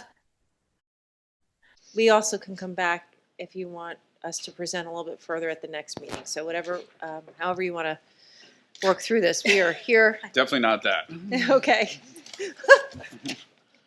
I want to thank my colleagues for presenting. This is a lot of work that we've been able to engage in with our faculty over the course of the year, and so I just want to thank everyone for presenting tonight to the board on behalf of the 3 fellowships, and then the subcommittee work that's taking place in the buildings to be in a place where we can share some really exciting plans that we have for the future here in the district. So we welcome questions. So however you want to organize this. President Yes, Wong, we're thank ready. you. Thank you, everyone, for that very thorough presentation. I know it was long, but we do appreciate it. We know that a lot of hard work has gone into it, and for all the members of the different fellowships as well. So thank you. Thank you so much. I think we should just go around, whoever wants to start. Anybody has questions? I sort of wrote like slide number, whatever, and so we can just, however you want to do it, it's fine. I'll open it up. I have a little list. I don't know if I'm assuming everyone has a list. I don't know if you want to go down the row or how would you like to do it? I think what we Should we can go do. one per person and then see where Circle we back. land? I think if we start, like if somebody asks a question on, let's say, literacy, then if anybody else has questions on literacy, I think that's the time to sort of piggyback good. off of each other and, make your comments, questions, thoughts. Okay, I guess I'll jump in. I'll start with the middle year IB program questions. So I totally understand how you guys came to the decision that you came to, and we've noticed that these 3 areas are potential value adds. But since we have decided not to move forward with the IB program, are we still going to work on adding those 3 things in a way that works for us, or are we not doing that because we're not going forward with the program? No, they were actually very interested in moving forward with them. So both principals of the middle school were very excited about those 3 elements, saw the power firsthand in some school visits, and actually weren't really pleased with the idea they might have to wait till 2027 to really get going on that. So part of the recommendation is there are things that we can move on much more quickly, and yeah, so that would be the plan. So that was, I guess we could just do it like this, because that was actually my most highlighted question was from slide 67. The teaching the kids the critical thinking skills and the self-management tools. I think that's what we should really be paying attention to as we try to on-ramp the rigor. I think if we sort of dovetail that with these skills, I think the rigor will be lessened because we're teaching them sort of being holistic children instead of just students, right? So I think to a list, that was my #1 star. This is we've done this a long time together, but I think that was a great place to start because I think it also like combines with, I'm sure Kaylee and Tim, I know, and myself included, would like to talk about the rigor too. But I think if you incorporate that into our curriculum, I think the rigor becomes less so. I do also want to share, it's kind of connected to the WIN idea. Yeah. Like that was a space where our teachers see us helping our students with executive functioning. And when we did focus groups of our 6th and 8th graders, they were really seeking that support. They felt like they were overscheduled. And not that they couldn't manage the work, but they knew that there were better ways for them to work within their work. And so we see WIN as a part of being able to support students in that way, which is connected to what you're saying as well. Yeah, I had a WIN question also. Is it really like that flexed though? Like, are we? Because then I think, especially for the 5th graders, like, how's that going to work? Yeah, like, so is they sort of just going where they want to go? That's a great question. So now that we've created the model and the schedule, because we just met with the middle school faculty meeting like 2 weeks ago, and then we had the strategic planning. So the second half of the year we'll be planning for WIN. Okay. And so you can expect us to come back in June with a more concrete schedule. Okay. So that's where the work is going to be second semester. Okay. I'd also like to ask about the IB assessment criteria pertaining to critical thinking and some of those other less traditional academic skills. You know, what is it that they do, and how do they bring validity and reliability? Because that was something I thought when we'd spoken previously about evaluating critical thinking, that it was challenging to do reliably. So what is it that this IB program is doing differently that will enable us to assess our students in that way? Yes, I can't speak to the specific rubrics, Yeah. but I do know what we saw in some of the school visits was an intentionality around a small number of key attributes like critical thinking that would be explicitly named in lessons. So you would go to a class and a teacher would say, today, part of our goal is to continue working on our critical thinking, and then break it down beyond that and then teach directly to it, and then have assessments in class. And I agree, to assess someone's critical thinking requires not a multiple choice test, but rather essays and research and other kinds of more authentic tasks, and that would be a challenge. But what was really powerful was that commitment straight through from the profile of the learner, the attributes that we were focused on or would be focused on, and then that like really coming down to a granular level at the daily lessons within the class, and then with assessments. So that's the approach we saw that we thought was pretty powerful. And then with the move, if we adopt it and grow into that area, would it then be to introduce more of those sorts of activities into the classroom, like presentations and things like that, that would demonstrate the critical thinking skills? Right, so then those become drivers. Yeah. Right? Yeah. Okay, thank you. Anybody else have questions regarding either IB middle year program or the WIN? Comments? I think this is sort of that question. Christine, that rigor committee, I mean, it was a committee that was addressing rigor. It was an earlier slide. You mentioned the people who are evaluating that, and I think there's an opportunity also to include the student governments now in that, because I do think that, like, Matthew in particular sits in a seat where he can access information just from his experience and from his cadence with those middle school kids, just how they're feeling about it. Are you talking about 6th and 7th grade, or are we? I got to go back and see what slide it was. It was a large committee that was evaluating. I know what you're talking. Yes. Okay, you're talking about Committee 2027. Yes. So I think probably in our process we're going to gather student feedback, Great. because I would need to demonstrate for you if we were to place some AP restrictions. I don't know if that's the best word. Yes. On 11th and 12th graders. I think we would need to hear from students about if they felt like that would relieve some of their stress. Yep. So that would be a part of course, our presentation to you next December. Okay. So thank you for that feedback. That is in the queue. Just one last thing about WIN before we move on. I know you said that you guys are gonna flesh it out later, but just something to keep in mind, if this is like an extra help period at the middle school, but also potentially when they would have music lessons, then we could find ourselves in a situation where you have to choose between your music lesson and extra help. And I feel like that isn't necessarily solving. I mean, right now we want to solve the problem of having to leave your core class and go to a music lesson. So I guess it's better than having to leave your core subject, but if there's a way for the kids to have music lessons and an ability for extra help, I wouldn't want them to be totally shut out by going to the music lesson.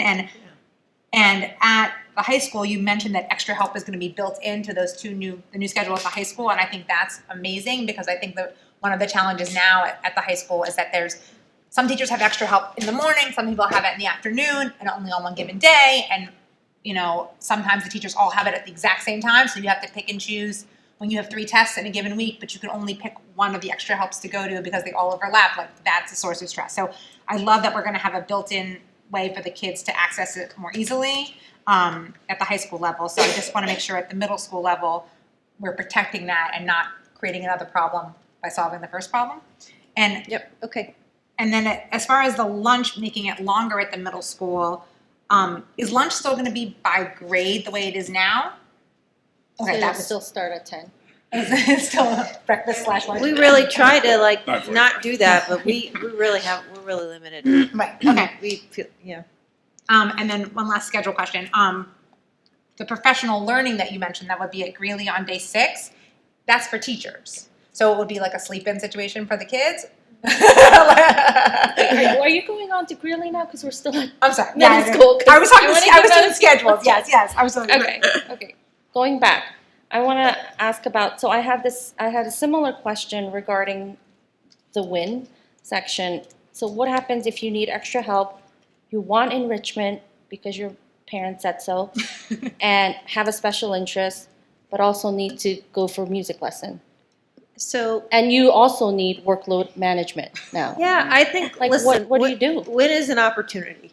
So teachers will still be after school for extra help. That is still part of, our program of study. There are always going to be opportunities to be involved in enrichment through our clubs. The way that WIN is currently structured, it wouldn't support special education services. It's not offered at the level of frequency that students would need. And I don't envision right now AIS being primarily placed in the WIN period. And so for the students that are feeling like they have a conflict within the WIN period and they don't have the level of flexibility that they need, we'll work with them. We'll work with them to try to, as we begin this program anew, we'll work with them to try to maximize their schedules. I think that what you're sharing with us, President Wong, is exactly why the teachers are like, oh, let's do it 6 days. But I also hear the concerns that we kind of fleshed out through our committee work, like, this is so different, we should start a little bit smaller and then have the opportunity to expand, which we're going to be able to do based on how we're building the schedule.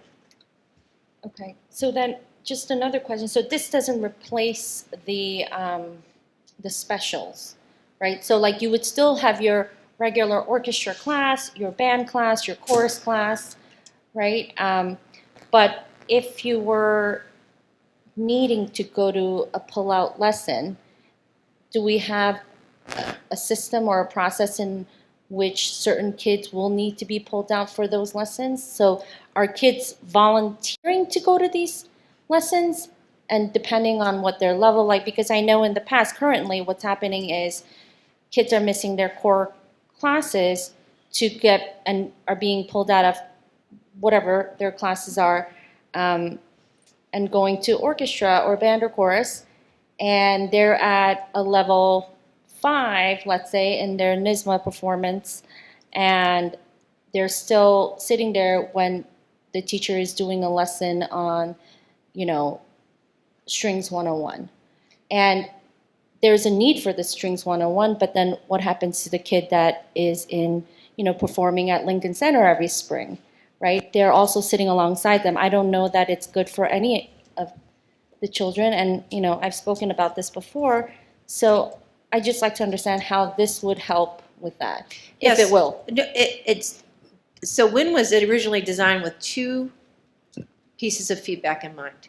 Students wanting a space in their schedule to help them get organized because they're overloaded, and music lessons. So the plan is to come back in June and to talk about specifically music lessons and how that will be structured moving forward now that we have this opportunity in the schedule.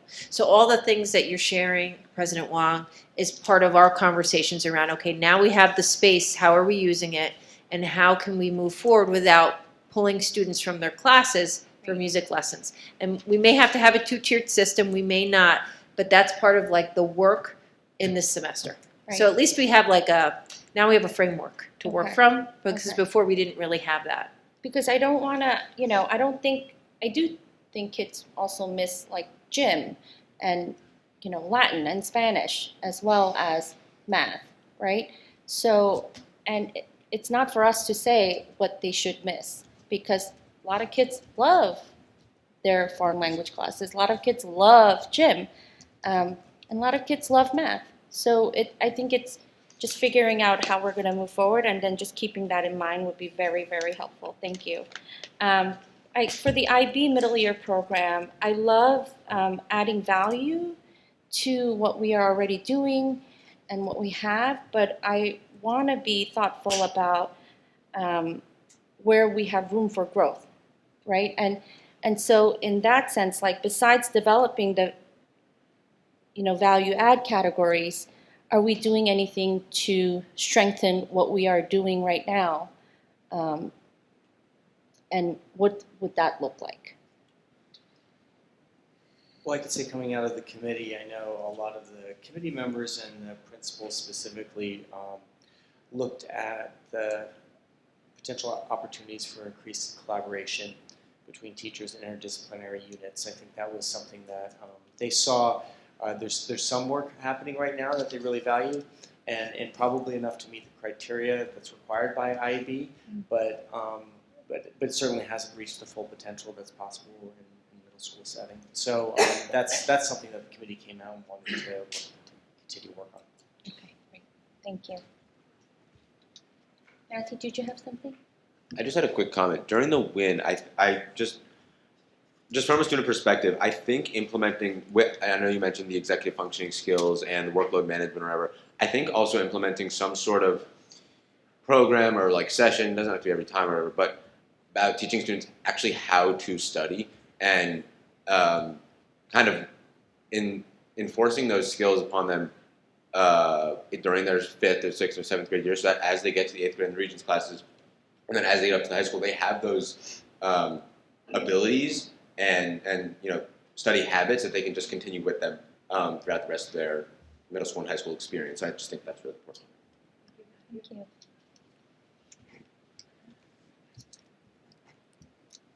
Anybody? Not We can win, move on to the next. not win, but regarding the increase in 7th grade rigor. Adam, I'm curious, what are the student outcomes we hope to achieve with that increase to rigor in 7th grade? Are we hoping for better, stronger outcomes in 8th grade, lower stress in 8th grade, and how will we be tracking that to see if it's working? Yeah, so the easy part of that answer is the academic performance that we measure regularly through NWEA, district assessments, things like that. The harder part of that is calibrating the impact on students, kind of social, emotional impact, stress levels, those kinds of things. We do a variety of like student surveys through the course of the year, but the impact of all of these programs is very personal, and it ends up being in a lot of cases kind of anecdotal through kids, survey data, things like that. So with some of the more specifics in 7th grade, as an example, we saw a flattening of the reading scores in the first semester, and then we dug back into the curriculum, and it turns out they do more writing than they do reading. Those things are somewhat linked, but we have some ideas to ramp up the level of reading in 7th grade that's a little bit more rigorous to continue to see that growth. So that part's pretty easy to measure. We can use the MAP scores. But the impact of that on students, outside of the academic scores, is a little bit more challenging to measure, and that's difficult. We heard that through the 8th grade when we moved those high school courses down into the 8th grade. In some cases, for certain students, it was welcomed. It was a great opportunity. For other students, it created a tremendous amount of stress for them. So that it's challenging for us to find ways to increase that rigor and also differentiate for all students so that it's like appropriately challenging and not kind of pushing towards this edge of frustration and stress and those kinds of things. Also, our science teachers have shared with us some areas that they would like, our 8th grade science teachers, that they would like our 7th and 6th grade teachers to focus on: close reading, executive functioning. So it's our hope that making these adjustments will translate to less support in those areas so that the teachers can expand on the curriculum and be able to support students in a more comprehensive way, rather than teaching maybe skills that we could probably progressively start earlier in their academic experience at the middle level. Thank you. I'll add to that. So I think one thing that when we talk about rigor is important for me is that I think we need to define rigor. I think many people have different assumptions or definitions in how we think about rigor, and at different grade levels, when we think, rigor in high school might think, okay, more APs, but that doesn't necessarily define rigor for some or for many. Same thing with 6th and 7th grade rigor.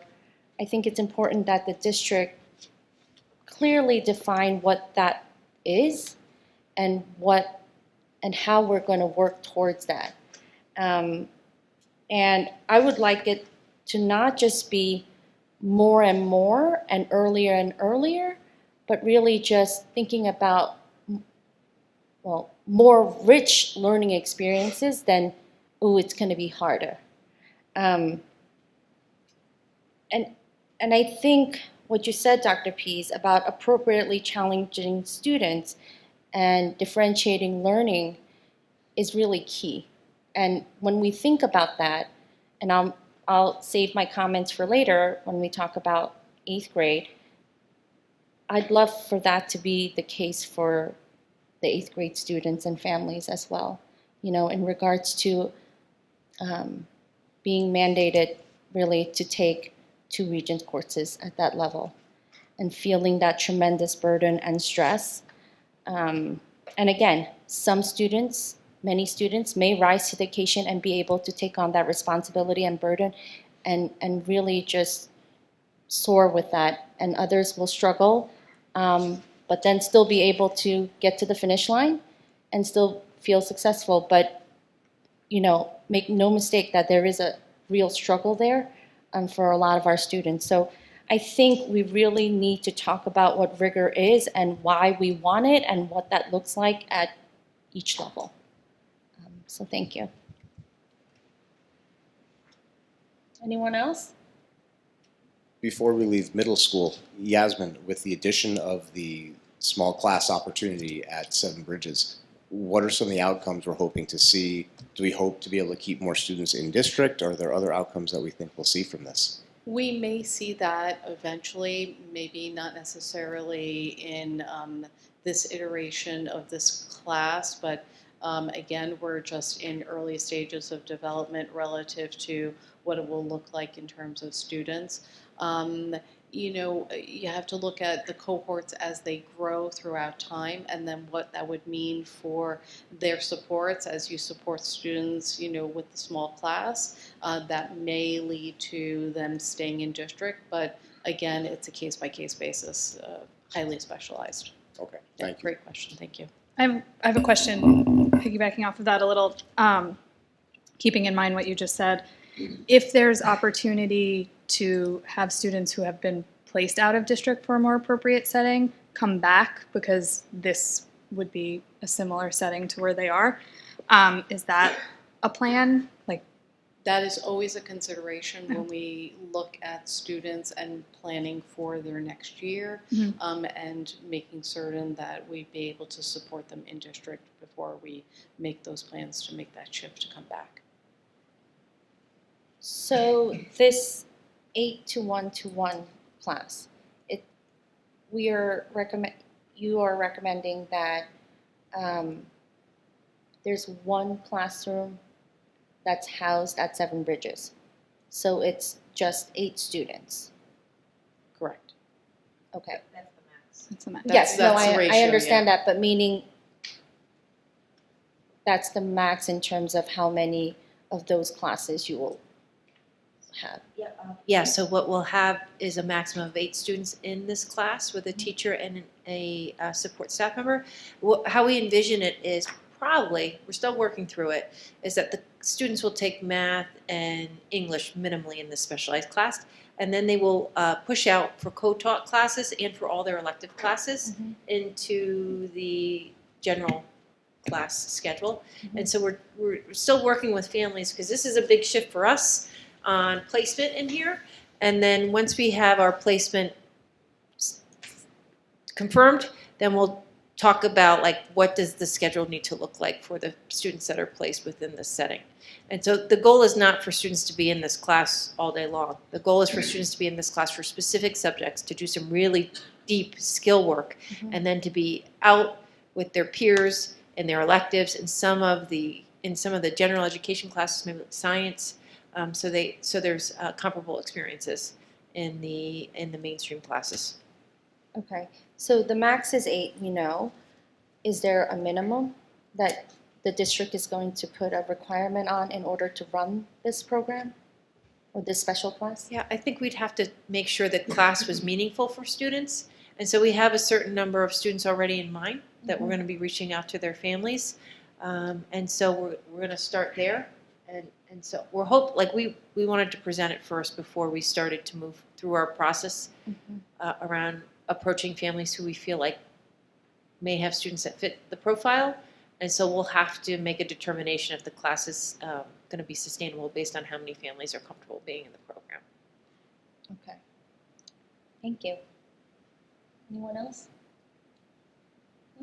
I have a TSP question. I know it's not. Sure. We talked about it earlier. I know currently TSP is at Bell, and it is obviously a temporary, placement for students that might need that kind of support. And I know that students now from Seven Bridges, if they need it, come there. Is there ever a thought of also having one at Seven Bridges? Because it's obviously a program that there are students in our district that could benefit from having that place when they need it on a more frequent basis. So I just am curious. I'm glad you're asking it. It's a thought, but just not yet. Okay. Because we're just starting the program, so we don't have the levels of students in the program like we do at the high school, but I definitely see us moving in that direction. Right. Maybe not next year, but the year after. And all that would mean for us at Seven Bridges is adding a support staff member because we already have a social worker in place. So it would be an easy transition. We just don't have enough, I think, students being supported by the program to talk about at this point adding another position at Seven Bridges to support it. And so that's why we also thought about, where should we begin the small class because we have to combine students, and that's why we picked Seven Bridges because Bell has a TSP program. So, Thank you. So the kids now, if they decide on any given day that they feel that they need access to this TSP program, they would just go to their teacher and tell them, and we would bus them over? Oh, How so does it work? yeah, that's a great question.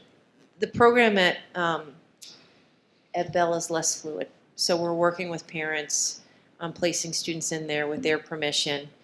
So students have been in there for a variety of different needs. We've had students in there for a longer period of time.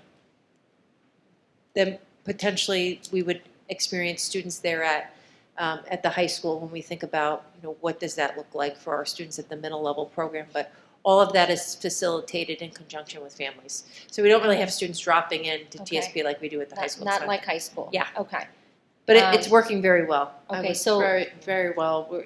And our preliminary data are showing that students are really availing of it. It's really a recommendation from the team in conjunction with the family and a thoughtful plan on how TSP is utilized in the goal of having the student return back to their classroom setting.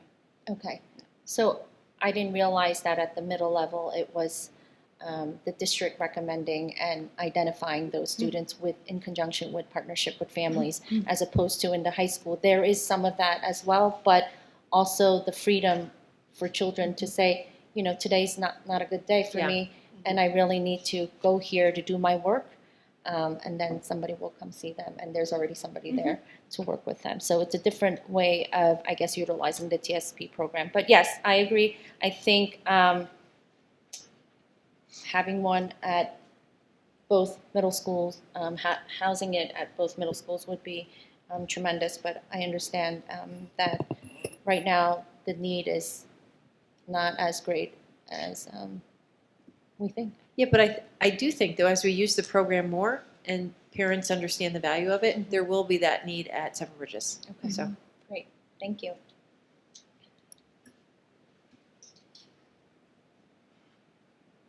Any other questions Okay. about the plan?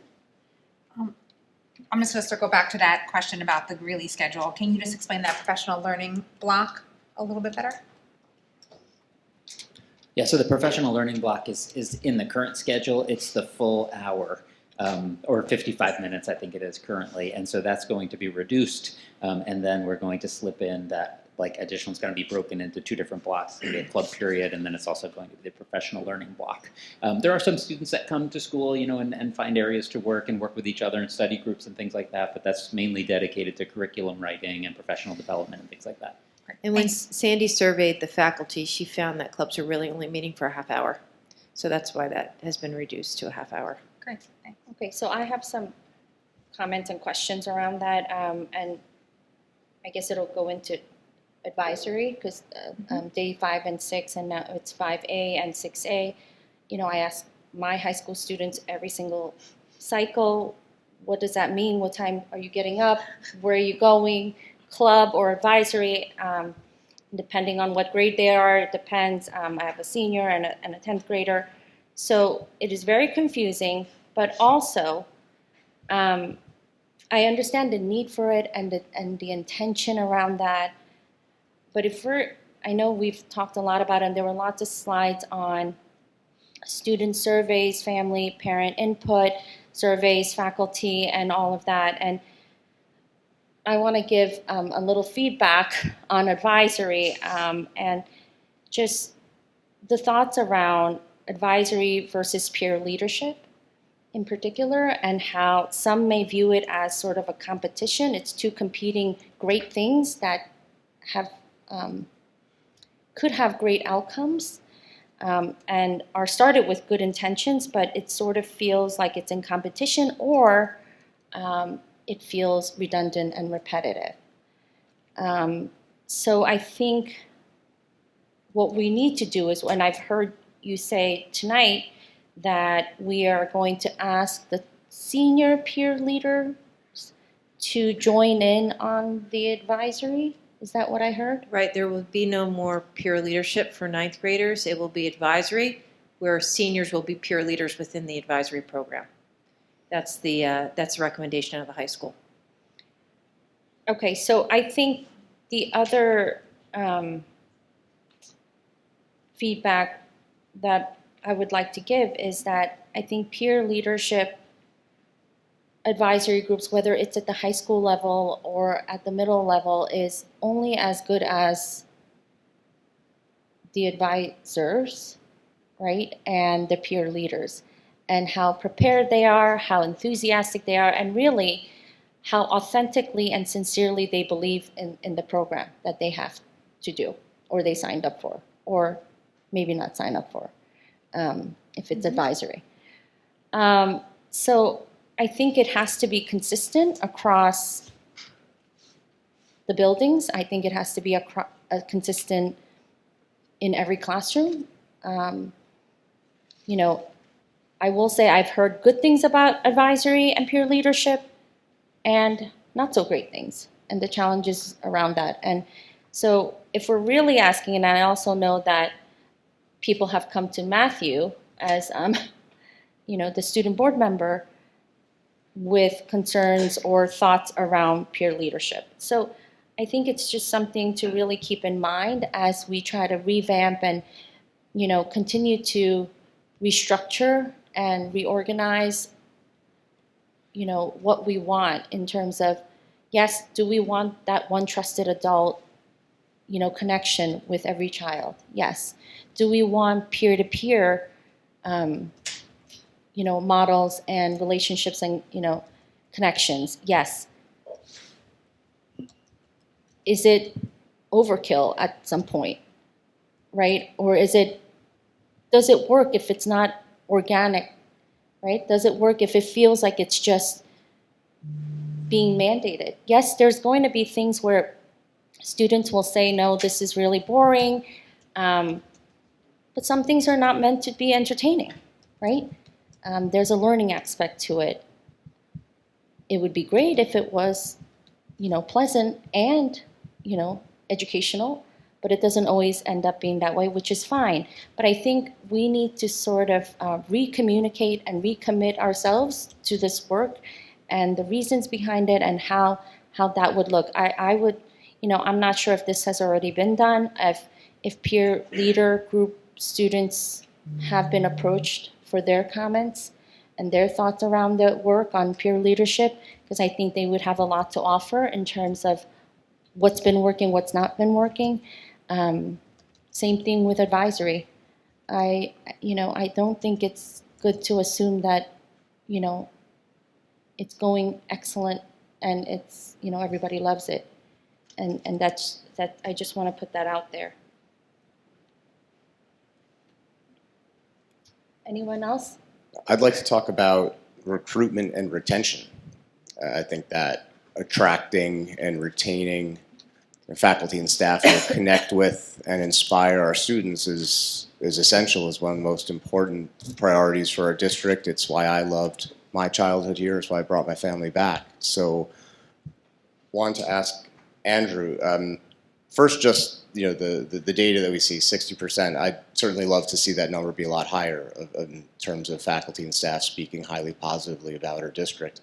I know you mentioned some focus areas for strategic planning about improving the tenure process, increased autonomy agency for faculty, staff, et cetera. So when do you anticipate developing those focus areas into specific measurable goals that we can then assess to make sure we're improving in that area? And what would be the timeline to present to us those goals so we can then begin tracking to ensure that our recruitment retention is continuing to improve? Sure. So at the next strategic planning meeting, that is the moment where we're returning to this topic and brainstorming a session with teachers and administrators about what are some moves we might be able to make. And we're going to really use a framework of like what's feasible, what's urgent, and what's likely to have a really high impact. And so that's sort of the framework which we're going to sort of evaluate some of the possible moves we might make, and then we can come back and talk to you about those. Okay. We would do that in June, sorry. So what we'll do in June is we'll do an update on the work from this point to that moment in time. Okay. Yeah. And do you anticipate at that point there would be some more concrete goals in those areas? Mm-hmm. Okay, thank you. Regarding then I realize some of this might wait until June. I'm curious, how you would be assessing our performance. I know we have some survey data here, which certainly has use. Will you also be looking at number of applicants, number of high quality applicants that are applying for jobs here? What sort of metrics do you think you'll be using to assess how we're doing? Sure. It's interesting you say that because some of what we're talking about when we're changing perceptions about what it means to work here and how there's a lag time, I think, between implementation of any kind of changes we might make and when we might start to see different outcomes. So we do have a yearly survey that does ask that question. So I mean, that is one way that comes out in February of each year. But then also, yes, we can track retention numbers over 4 or 5, 10 years. We can also track the number of applicants that apply to our positions. Some positions, I mean, we're pretty fortunate in terms of receiving a lot of applicants. An elementary opening is likely to get us 900 applicants over time. Other areas, it's much smaller, and we are tracking that currently. So I can take a look at that data as well. So I guess whatever you think makes sense, I would like you to propose to us what the best way to evaluate it is at that next strategic planning update. Thank you. I would, yeah, okay. No, you want to go? I would just make more of a comment on the heels of what Tim just mentioned. I don't want to be an alarmist, but if we had student data that would say that only 40% of our students were meeting certain goals, we would really be alarmed about that. And for me to see only 40% of our teachers would recommend strongly working there, really, it sounds bad. I don't think that we should just, sort of put that, like, if those were our NWEA scores, we would really be sounding an alarm, right? So, like, I think there's an interconnectivity here with teacher happiness and sense of belonging and being content in their workplace and our student outcomes. And eventually, I think that leads into the next, bless you, Josh. So I think we need to really pay attention to that number. And again, it's only 117 respondents, but like that number really stuck out to me. And 7.7% is low, but like to not recommend at all in a place like this feels really high and feels problematic to me. I think just going back to the beginning and what we, hours ago when we had our session with Dr. Kerr, the loneliness that we were talking about as far as our students are concerned is important, but we shouldn't overlook our teachers. And I think the crux of her book is there are a lot of lonely adults out there, and we don't want people to feel lonely in their workplace. And I think just ensuring that our teachers are happy, particularly, Yasmin talked about first-year students, first-year teachers, getting them to sort of really dive into not just the schools, but the community, make this their home, and the expectation is that they're happy here and they stay here forever, and not just because of the money. The money is one of the upsides. The colleagues was huge, and I think that there's an opportunity there for us to develop a program and partnership with the colleagues who've been here a long time to sort of mentor our younger teachers. I know we do that, but those numbers to me were like shocking, and I'm concerned about that because I do think, I don't know Adam, you'd have to tell me what the metric would be for our students that would be like, whoa, what is that? But to me, for the teachers, that number jumped out at me, and I would just say that I think we need to take that really seriously. Yeah, I kind of want to just come back to what the question is, right? Because we measure staff satisfaction on the staff belonging survey, so we're going to be ready probably at the next meeting to if it's not the next meeting, the meeting after that, to share those results, and that's really positive. Okay. So of course, we want to do better here. We want our staff recommending people to work here. Yeah, it's a different question, sure. But nonetheless, the concern is still there. But I just want to make sure that the board knows that we've measured staff satisfaction for the past few years on the belonging survey. So even though the question is different, they are connected in a way. But on average, in terms of being here in the workplace, our staff have demonstrated on that survey really positive results. But if you feel good about working here, then why isn't that translating to recommending people to work here? And that's really the question that we need to dive into. Is there like an option for explanation? I mean, I know it's well, there is anonymous, but is there a way for them to write like why I would not recommend? Yeah, so the third, we had a drop down menu of options for what would lead you to recommend.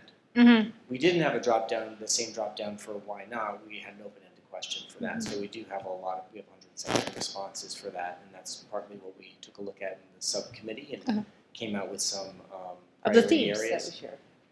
With the themes, yeah. So the So purple we're box. bringing that back. Yeah. So that's what that came out of. How many, I know it says, one is 117 and the other one's 109 responses. How many, it's out of how many? So we have once- 600 people that work here. Okay. Yeah. So that's really it's hard to tell, right? So is the 117 people totally different 117 people that take the belonging survey that said they love being here or they feel like they belong? I mean, it's just really hard to tell. I guess the other question is, do we see some type of trend in certain departments are saying certain units say no more than other units, right? Those are all great questions. So we have more staff that take the belonging survey than that take surveys like this, even though both are anonymous. And so it's hard to apply the results to everybody. I think what we do with results is it just informs the work. So if we have 117 people responding to a survey when we're trying to figure out, okay, how can we get you to recommend people here? And a majority of them are saying, not overwhelming, like, yes, I want my friend, my colleague, my sister, my friend to come here, then I think it's our work to really take a look at that, irregardless of how many people said it. And so that's what we're going to try. That's what the plan is. I mean, we're just putting our data right out there. Just like we're going to put the belonging survey data out there. If I would have anticipated this conversation, I might have added those slides just so you can see staff satisfaction versus this. But I also want this as a standalone because it's important information for us to be looking at and trying to work towards addressing. And it's why it's a target area for us. So and luckily, the way that our fellowships are structured is you have our administrators and our faculty working together on this. And so I think the process to try to figure out how to move forward is a good one. And so we'll be ready in June to talk with you about exactly how we're going to do that based on our collaborative work together. You know, I would just say in terms of the collaborative process, when I pulled the subcommittee together, it was pretty overwhelming from the teachers that they wanted to focus on the experience everyone was having in the district as part of the recruitment effort for new people. So that was really coming also from the teachers, and we're happy to follow that up. And it's also, when that number came up in our belonging survey, it's something that I've been wanting to dig into also. And so that number has been increasing each year, and I think it's in the mid-60s right now in the last year for the full survey, which has a lot more respondents. We'll see next week what that survey comes back to say, to see if we're still headed in the right direction, if it's even higher, or if it's coming back, but we'd like to accelerate that. So just to follow up, the belonging survey, the trajectory has been going up over recent years. But this staff recommending their friends to work here, this number, did that go up or down from last year? This one is below the last year's full staff survey. We just created Yeah, this survey. yeah, this is new. We've never done this before. Oh, I this thought is you the meant first this This question came might- out of the fellowship. Yeah. So Okay, I we're trying to. So we didn't feel like we had enough information based on our typical survey cycle to really dive into this. So we created a different way to get information. Okay, so this is we're the gonna first time we've asked Yeah. that question. So like Oh, I misunderstood that. to Tim's point, we probably will ask this again next year. We should. Right? So definitely. Yeah. So it's Could you share the belonging survey and this survey with us? Or is that? so we're administering the belonging survey at the next faculty meeting. And then when we get those results, we usually share slides at the board meeting. I just don't know if we'll be ready for the meeting on the 12th. We might, you know what, we probably will be. So because we do a webinar for the community on staff and student belonging survey, and then we usually share some slides with you. So we can try to, if we're able to get everything done, we could be ready for the 12th. So we share those at the next meeting. You don't have to share it at the next board meeting, but I would love to, like, right now, See you the already actual did the, survey. yeah. See the actual survey. Yeah. Oh, to it's a- see the actual Sorry. survey and the comments around it.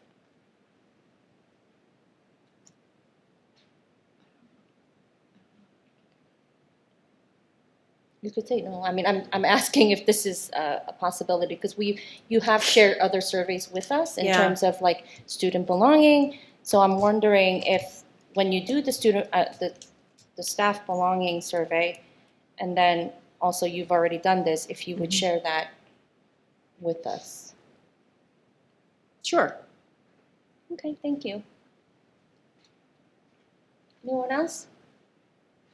Can I just ask you a tenure question? You mentioned changing the cycle of the tenure to be more than 1 year. No, the tenure cycle is 3 or 4 years total. What I was Right. referring to is in the new STEPS plan, which is the teacher evaluation plan. If you are untenured, you have an annual cycle. Like right now, there are 3 observations. There's some other work that you have to do, and that completes every year. Right now, we have an annual cycle for every single teacher, whether you're tenured or you're untenured. In the new STEPS plan, you're able to differentiate that if you'd like to.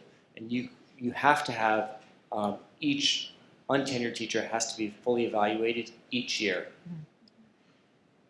Tenured teachers, you can create that same system over more than 1 year. So you could have tenured teachers whose evaluation cycle is 2 years or 3 years. You have to come up with it if you want to. So that was the difference. But right now, untenured teachers, they're evaluated every single year for 3 or 4 years, depending on the probationary length of time before they're recommended for tenure.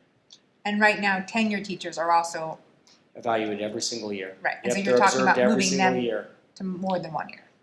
If that's a possibility, that's an option that you have under the STEPS program. You don't need to do that. You could have tenured teachers evaluated every single year with observations, or you could have a different cycle length. A lot of the examples they show have 2 years for that, but that's really up to the individual district and the local school district, along with the bargaining units. So you haven't determined whether you're doing that We or are not.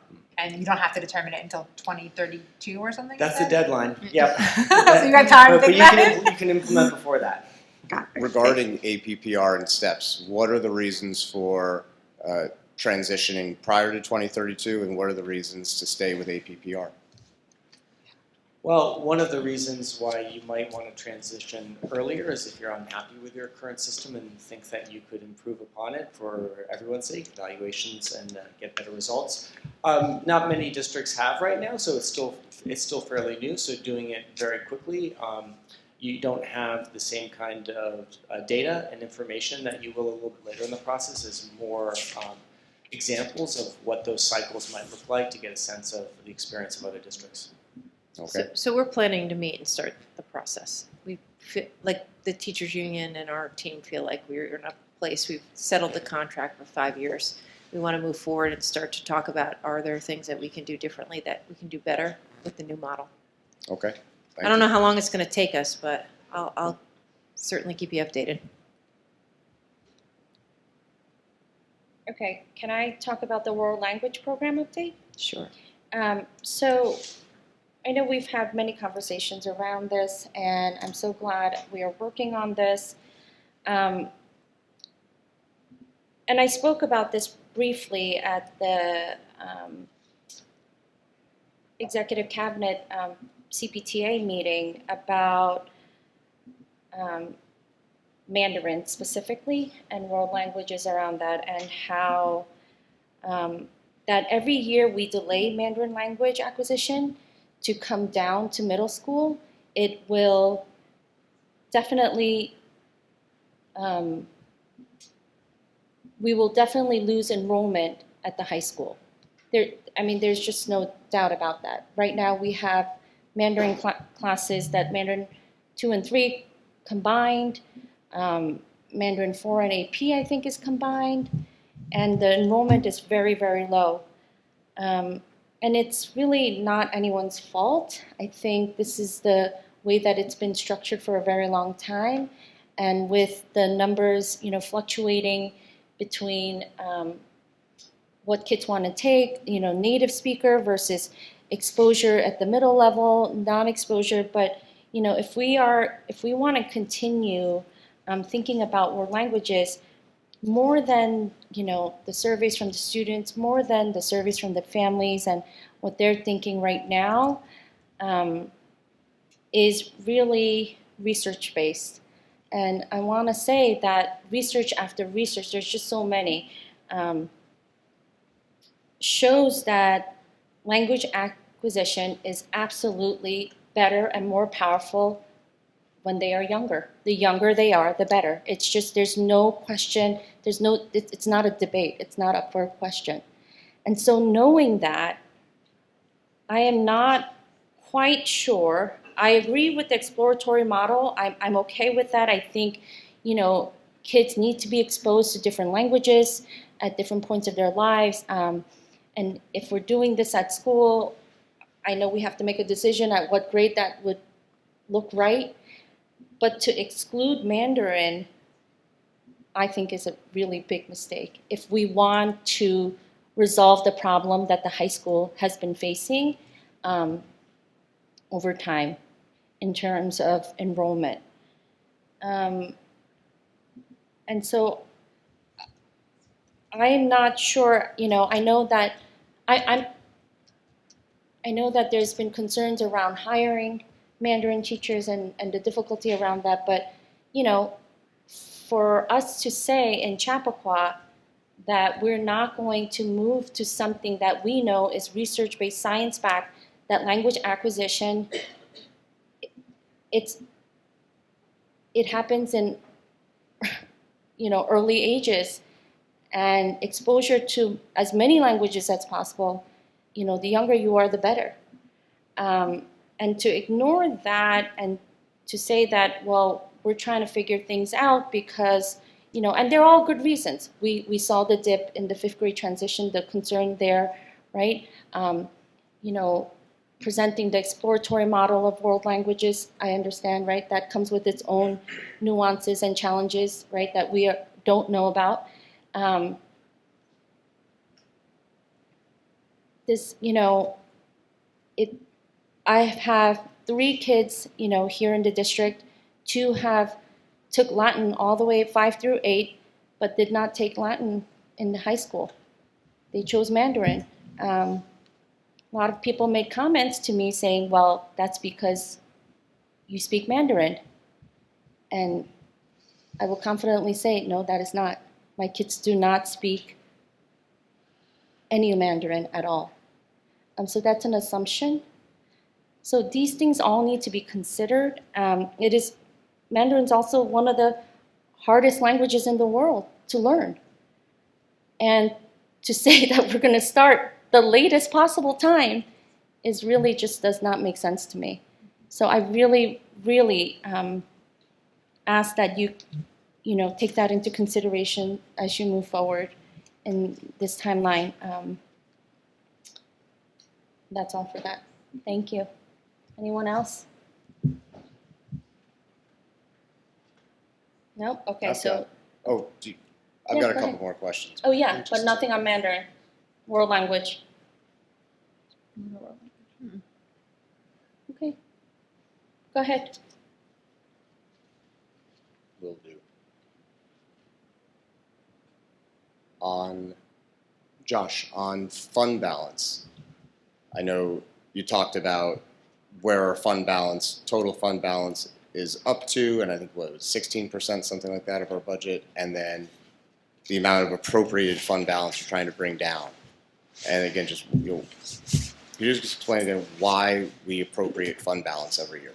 Yeah, so we appropriate fund balance every year to meet the gap between our revenues and our expenditures. So we use our fund balance to allow us to continue with our program and our budget in a way that fully funds the school district. So over the past few years, if we were to pull it all back to nothing, that would be an extreme case where we would not be able to fully fund the school district. So we've been slowly bringing the number down each year while looking at different revenues as we talk about and ways to reduce expenditures in smaller ways so that we get there slowly to a place where we're not appropriating as much fund balance each year. And so is it correct to say that it's more fiscally responsible to appropriate a smaller amount of fund balance than we currently are? Yes, it is. And I know what I saw on the slide when this strategic plan was enacted, we were appropriating $3.5 million per year, I think. Correct. And so now we're to 2.5. We're a little bit below that. Yeah, with 2.5 in the 25-26 school year, and then projected 2.3 for 26-27. And it was last meeting. I believe you said your goal would be about $1.5 million. You think would be an appropriate target to try to get to? Did I hear that correctly? With the current economic situation that we are in, if things change, right, we want to be able, we want to get there slowly to slowly build up our reserves. Right. So we could use that. But that, in current situation, would be my planned target. And what would your timeline for that target be? Is it the end of this strategic plan, or is it different? No, not necessarily. Yeah, not necessarily. It'd be within, because the fund balance plan is about a 5-year plan from now. As we started building it, the strategic plan year 2, so probably 5 years from now is where I would anticipate that being down to about there with, again, with all things being the same as they are right now. And while also growing the fund balance. What percentage of our budget are you trying to get the fund balance to? Probably between the 18 and 22% is an appropriate space for us to be with the way our local tax dollars fund our school versus other sources of revenue. Okay. Thank you. Anyone else? I have a digital wellness question, and then I'm all done.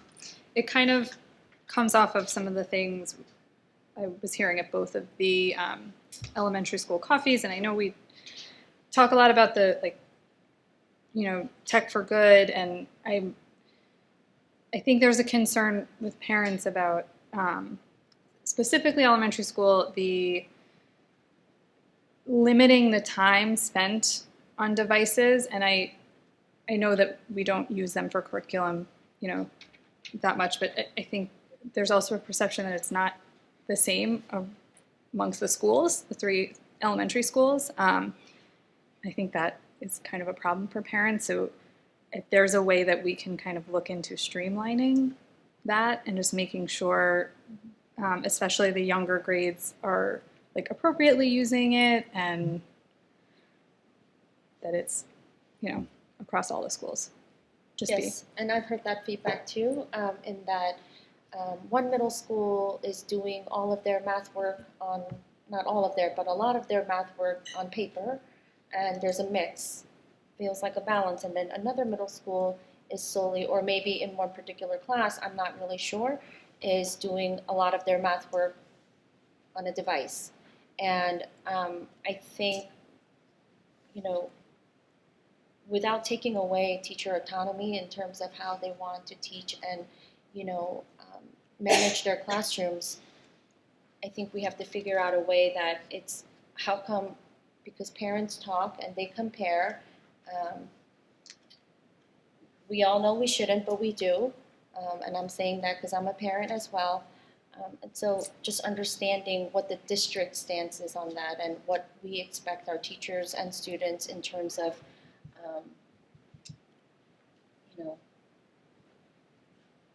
screen time.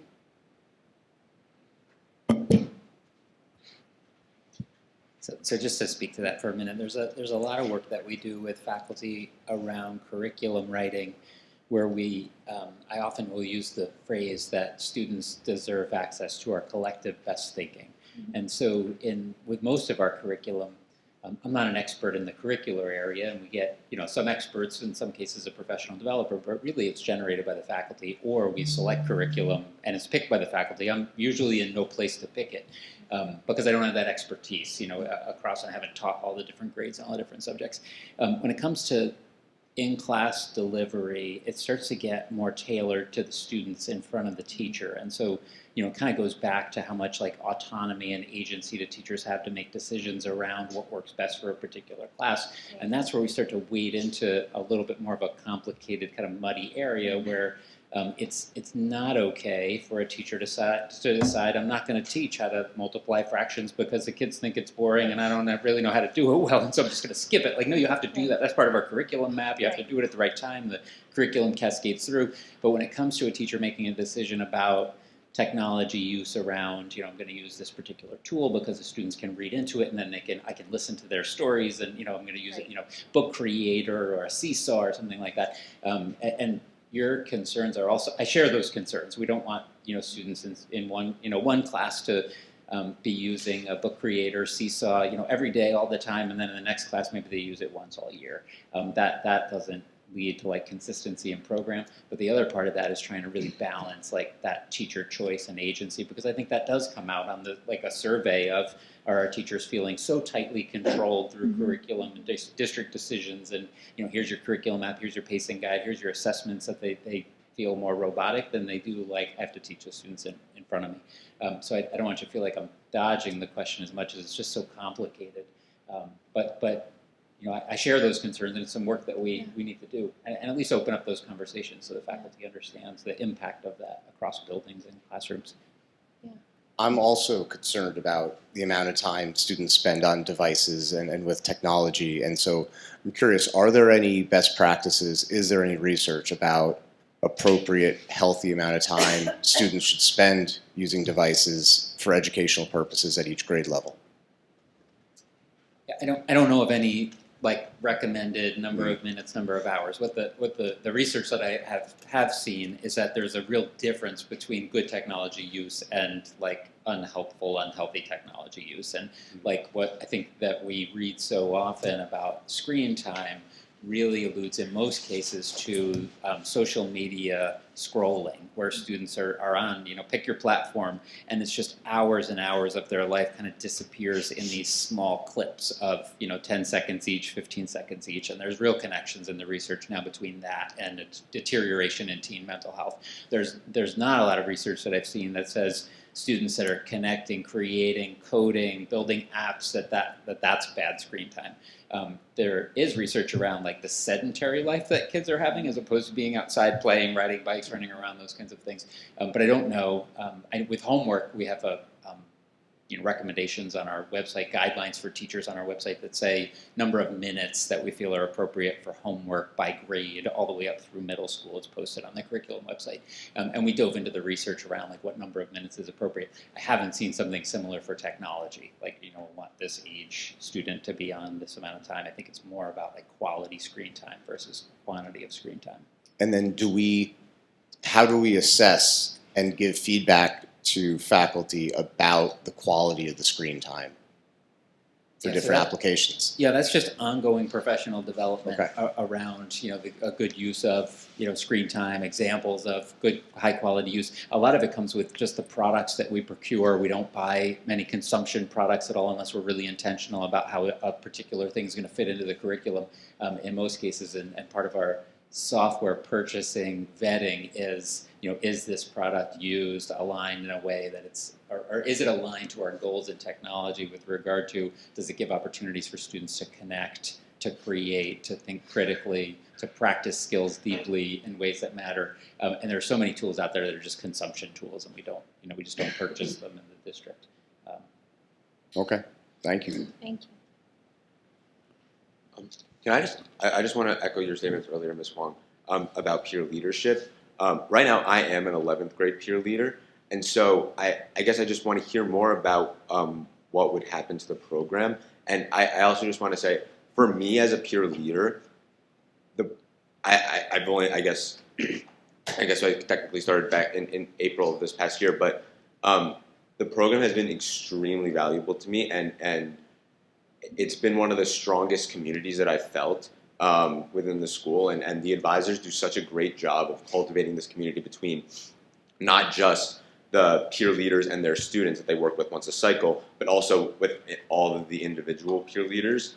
And I just don't want that to be fully removed from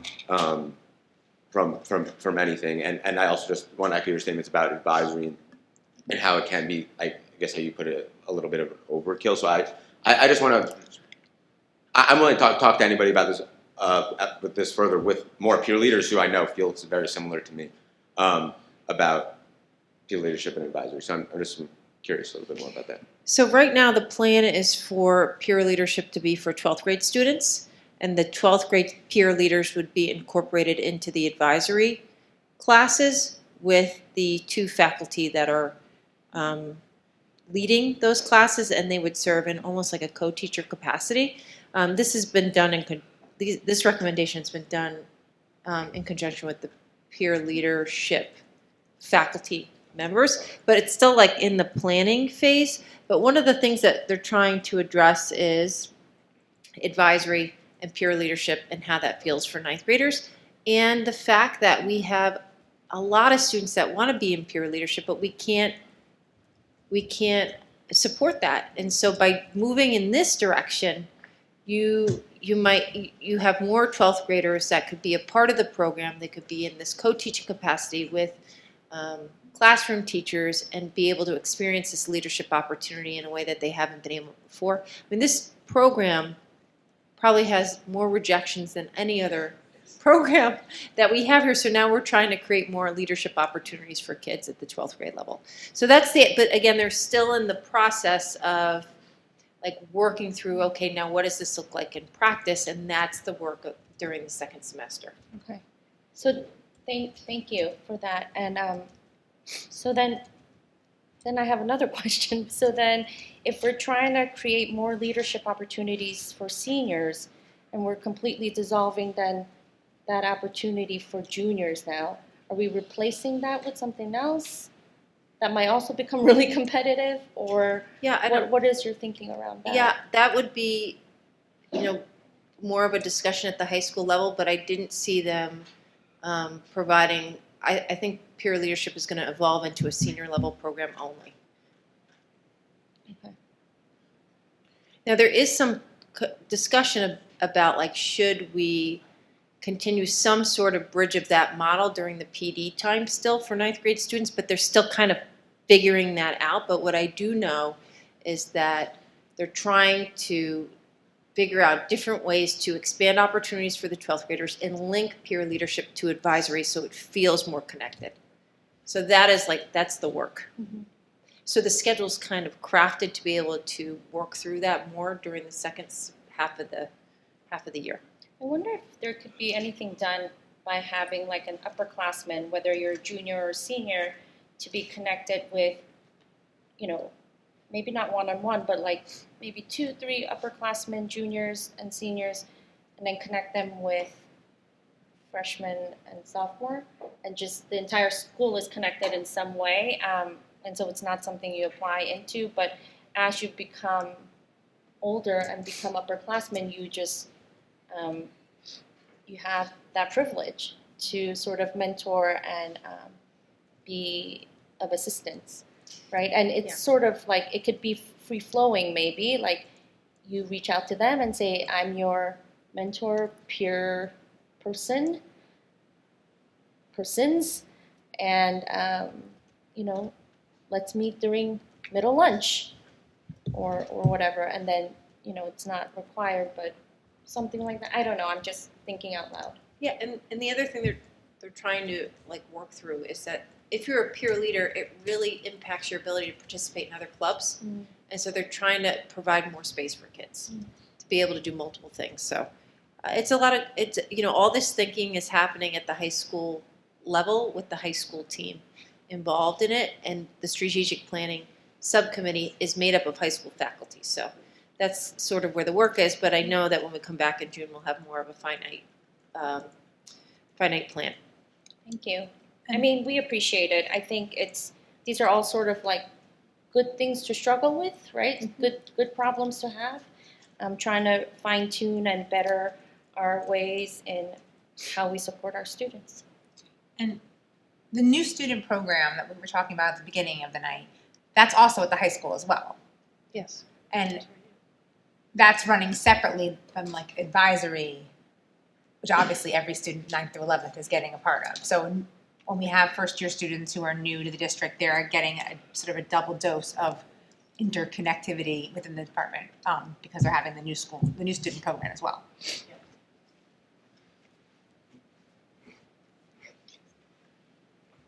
I just have one comment about the literacy update and recommendations, and how I know you're not quite ready yet to make certain recommendations beyond what you shared today, but I just want to ask if how long before we can assess the fidelity of some of these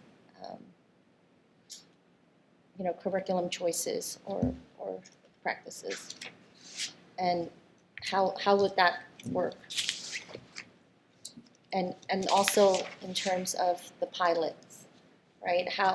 What was the process for that? And I would think that there would be a lot of hand raising around foundations because it's so powerful and have been proven to work in so many cases and so many ways that a lot of teachers would want to be trained in that and would want to take that approach in terms of supporting their students. So how do we choose the pilot classes, and where do we go from there?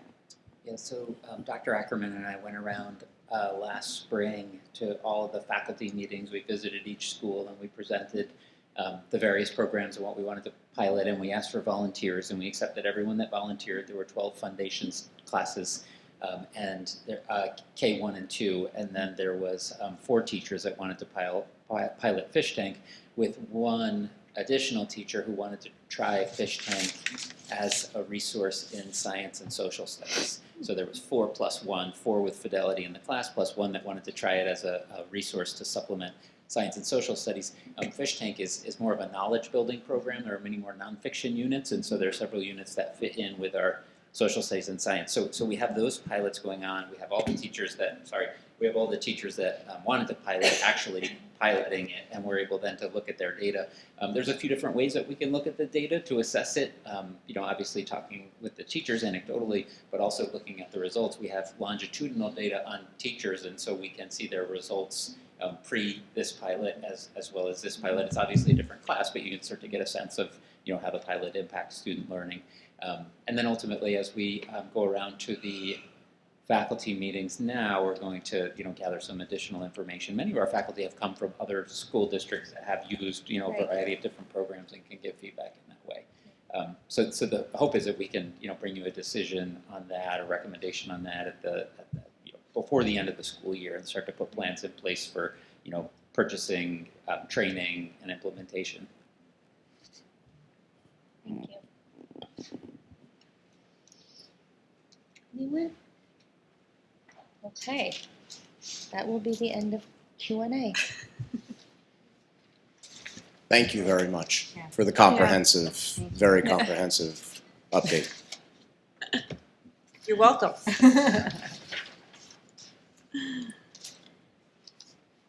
So we are moving to item number 2, committee reports. Anyone? Committee reports?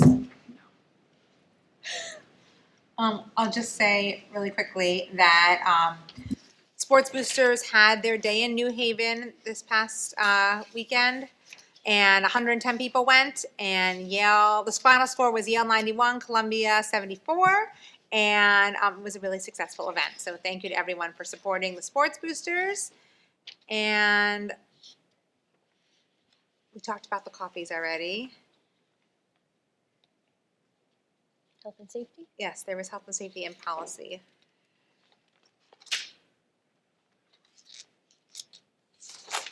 Do you want me to do health and safety? Yeah, if anyone could jump in. Anyone who was there.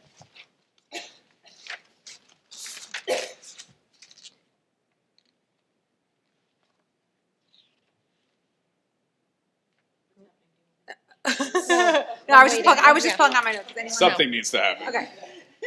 Fast. Okay, so we had No, we're not rushing. We're not rushing. we're not? Okay. We had a meeting at Roaring Brook, change of venue, and we just talked about all the things that we're working on, all the projects that have been completed and that are midway through, and things that are going to be highlighted in the budget going forward for next year. And it was sort of a shorter meeting, so am I missing anything that was really important? Oh, I missed that part. Yep, but we looked at, in the budget, right now we have a proposed perimeter fence for Roaring Brook, so everyone who was able to see our thinking around where that would go. Do you have anything to add? I know Tim was there as well. Any other committees? We had policy.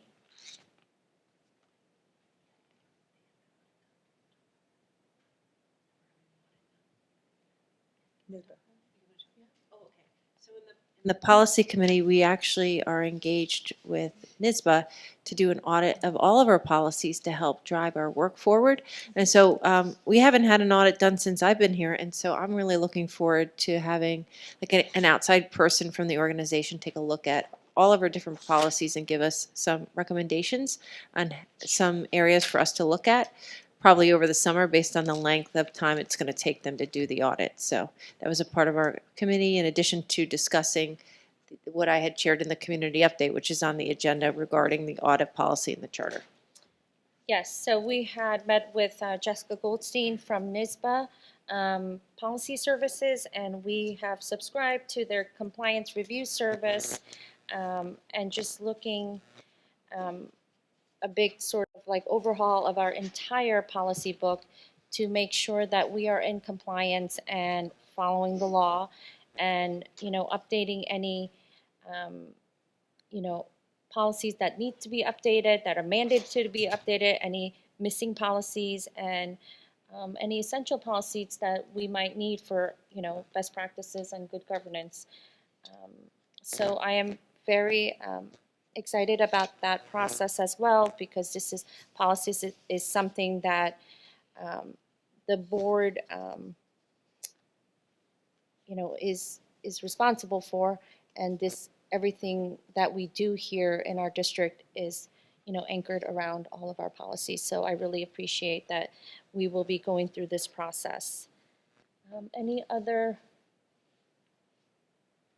Do you want to mention the two speakers we have today? Oh yeah, you can. Okay. Earlier today, we had our administrative retreat, which the board got to sit in on, and we had two different speakers. Natalie Kerr, I hope, am I pronouncing that right? Was our first speaker, and she talked about her book that we all read. It's called Our New Social Life, and talked about, we mentioned earlier, the loneliness factor that many children and adults feel, and what we could do to make sure all of our kids are not feeling lonely and feeling more connected. And our second speaker is Michelle DeGood, am I saying that right? From Cornell, and she talked about leading change and how we can help make change and positive movement forward in the district, just feel really good for everyone involved, and what makes change hard and how we can combat those obstacles to change, because sometimes new things can be scary. Okay, so that is the end of committee reports. Public comment period. We welcome public comments, and in respect for each other's time, we ask that you limit your comments to 3 minutes. Board members may be contacted via email or phone.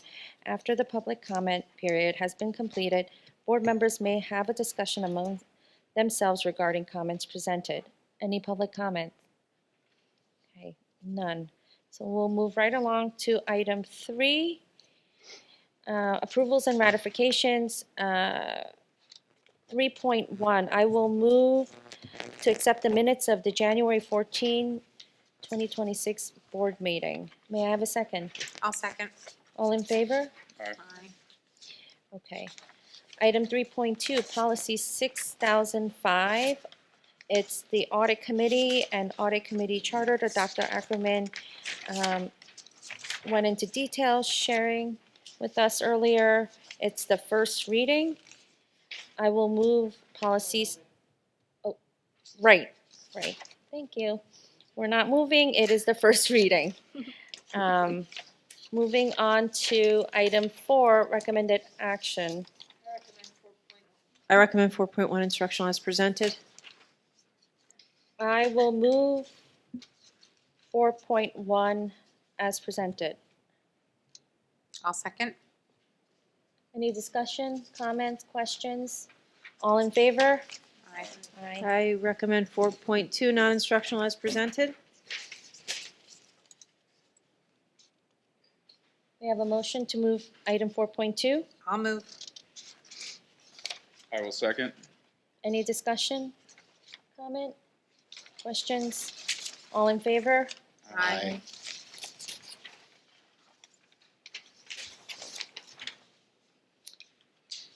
Item 5, recommended action. Use of the consent agenda permits the Board of Education to make more effective use of its time by adopting a single motion to cover those relatively routine matters which are included. Any member of the board who wishes to discuss individually a particular piece of business on the consent agenda may so indicate, and that item will be considered and voted on separately, thus preserving the right of all board members to be heard on any issue. It is recommended that the Board of Education approve the following consent agenda as submitted by the Superintendent of Schools. So it's items 5.1 through 5.6, CSC summaries, roofing maintenance, bid award, district-wide fencing maintenance, repairs and installation services, bid award, the evaluator hardship waiver that Mr. Corsilia talked about earlier regarding APPR, and the increase to purchase order. And one more thing. And then, yes, and 5.6, which is the superintendent of schools shall serve as the clerk pro temp at regular and special meetings of the Board of Education in the absence of the district clerk. We are adding that because we have just learned that we can do that for the entire year and not appoint Dr. Ackerman as clerk pro temp in the absence of our district clerk at every meeting. So when our district clerk is unavailable and cannot be there, Dr. Ackerman will step in as clerk pro temp. So may I have a motion to move 5.1 through 5.6? I'll move. Second. Any questions? All in favor? Aye. Okay. Item 6, be it resolved that the Board of Education hereby acknowledges receipt of the following contracts approved by the superintendent per Board Policy 6085, purchasing and bidding. I will take items 6.1 through 6.3 together. It's an agreement with two of the speakers that we just had at the administrative retreat.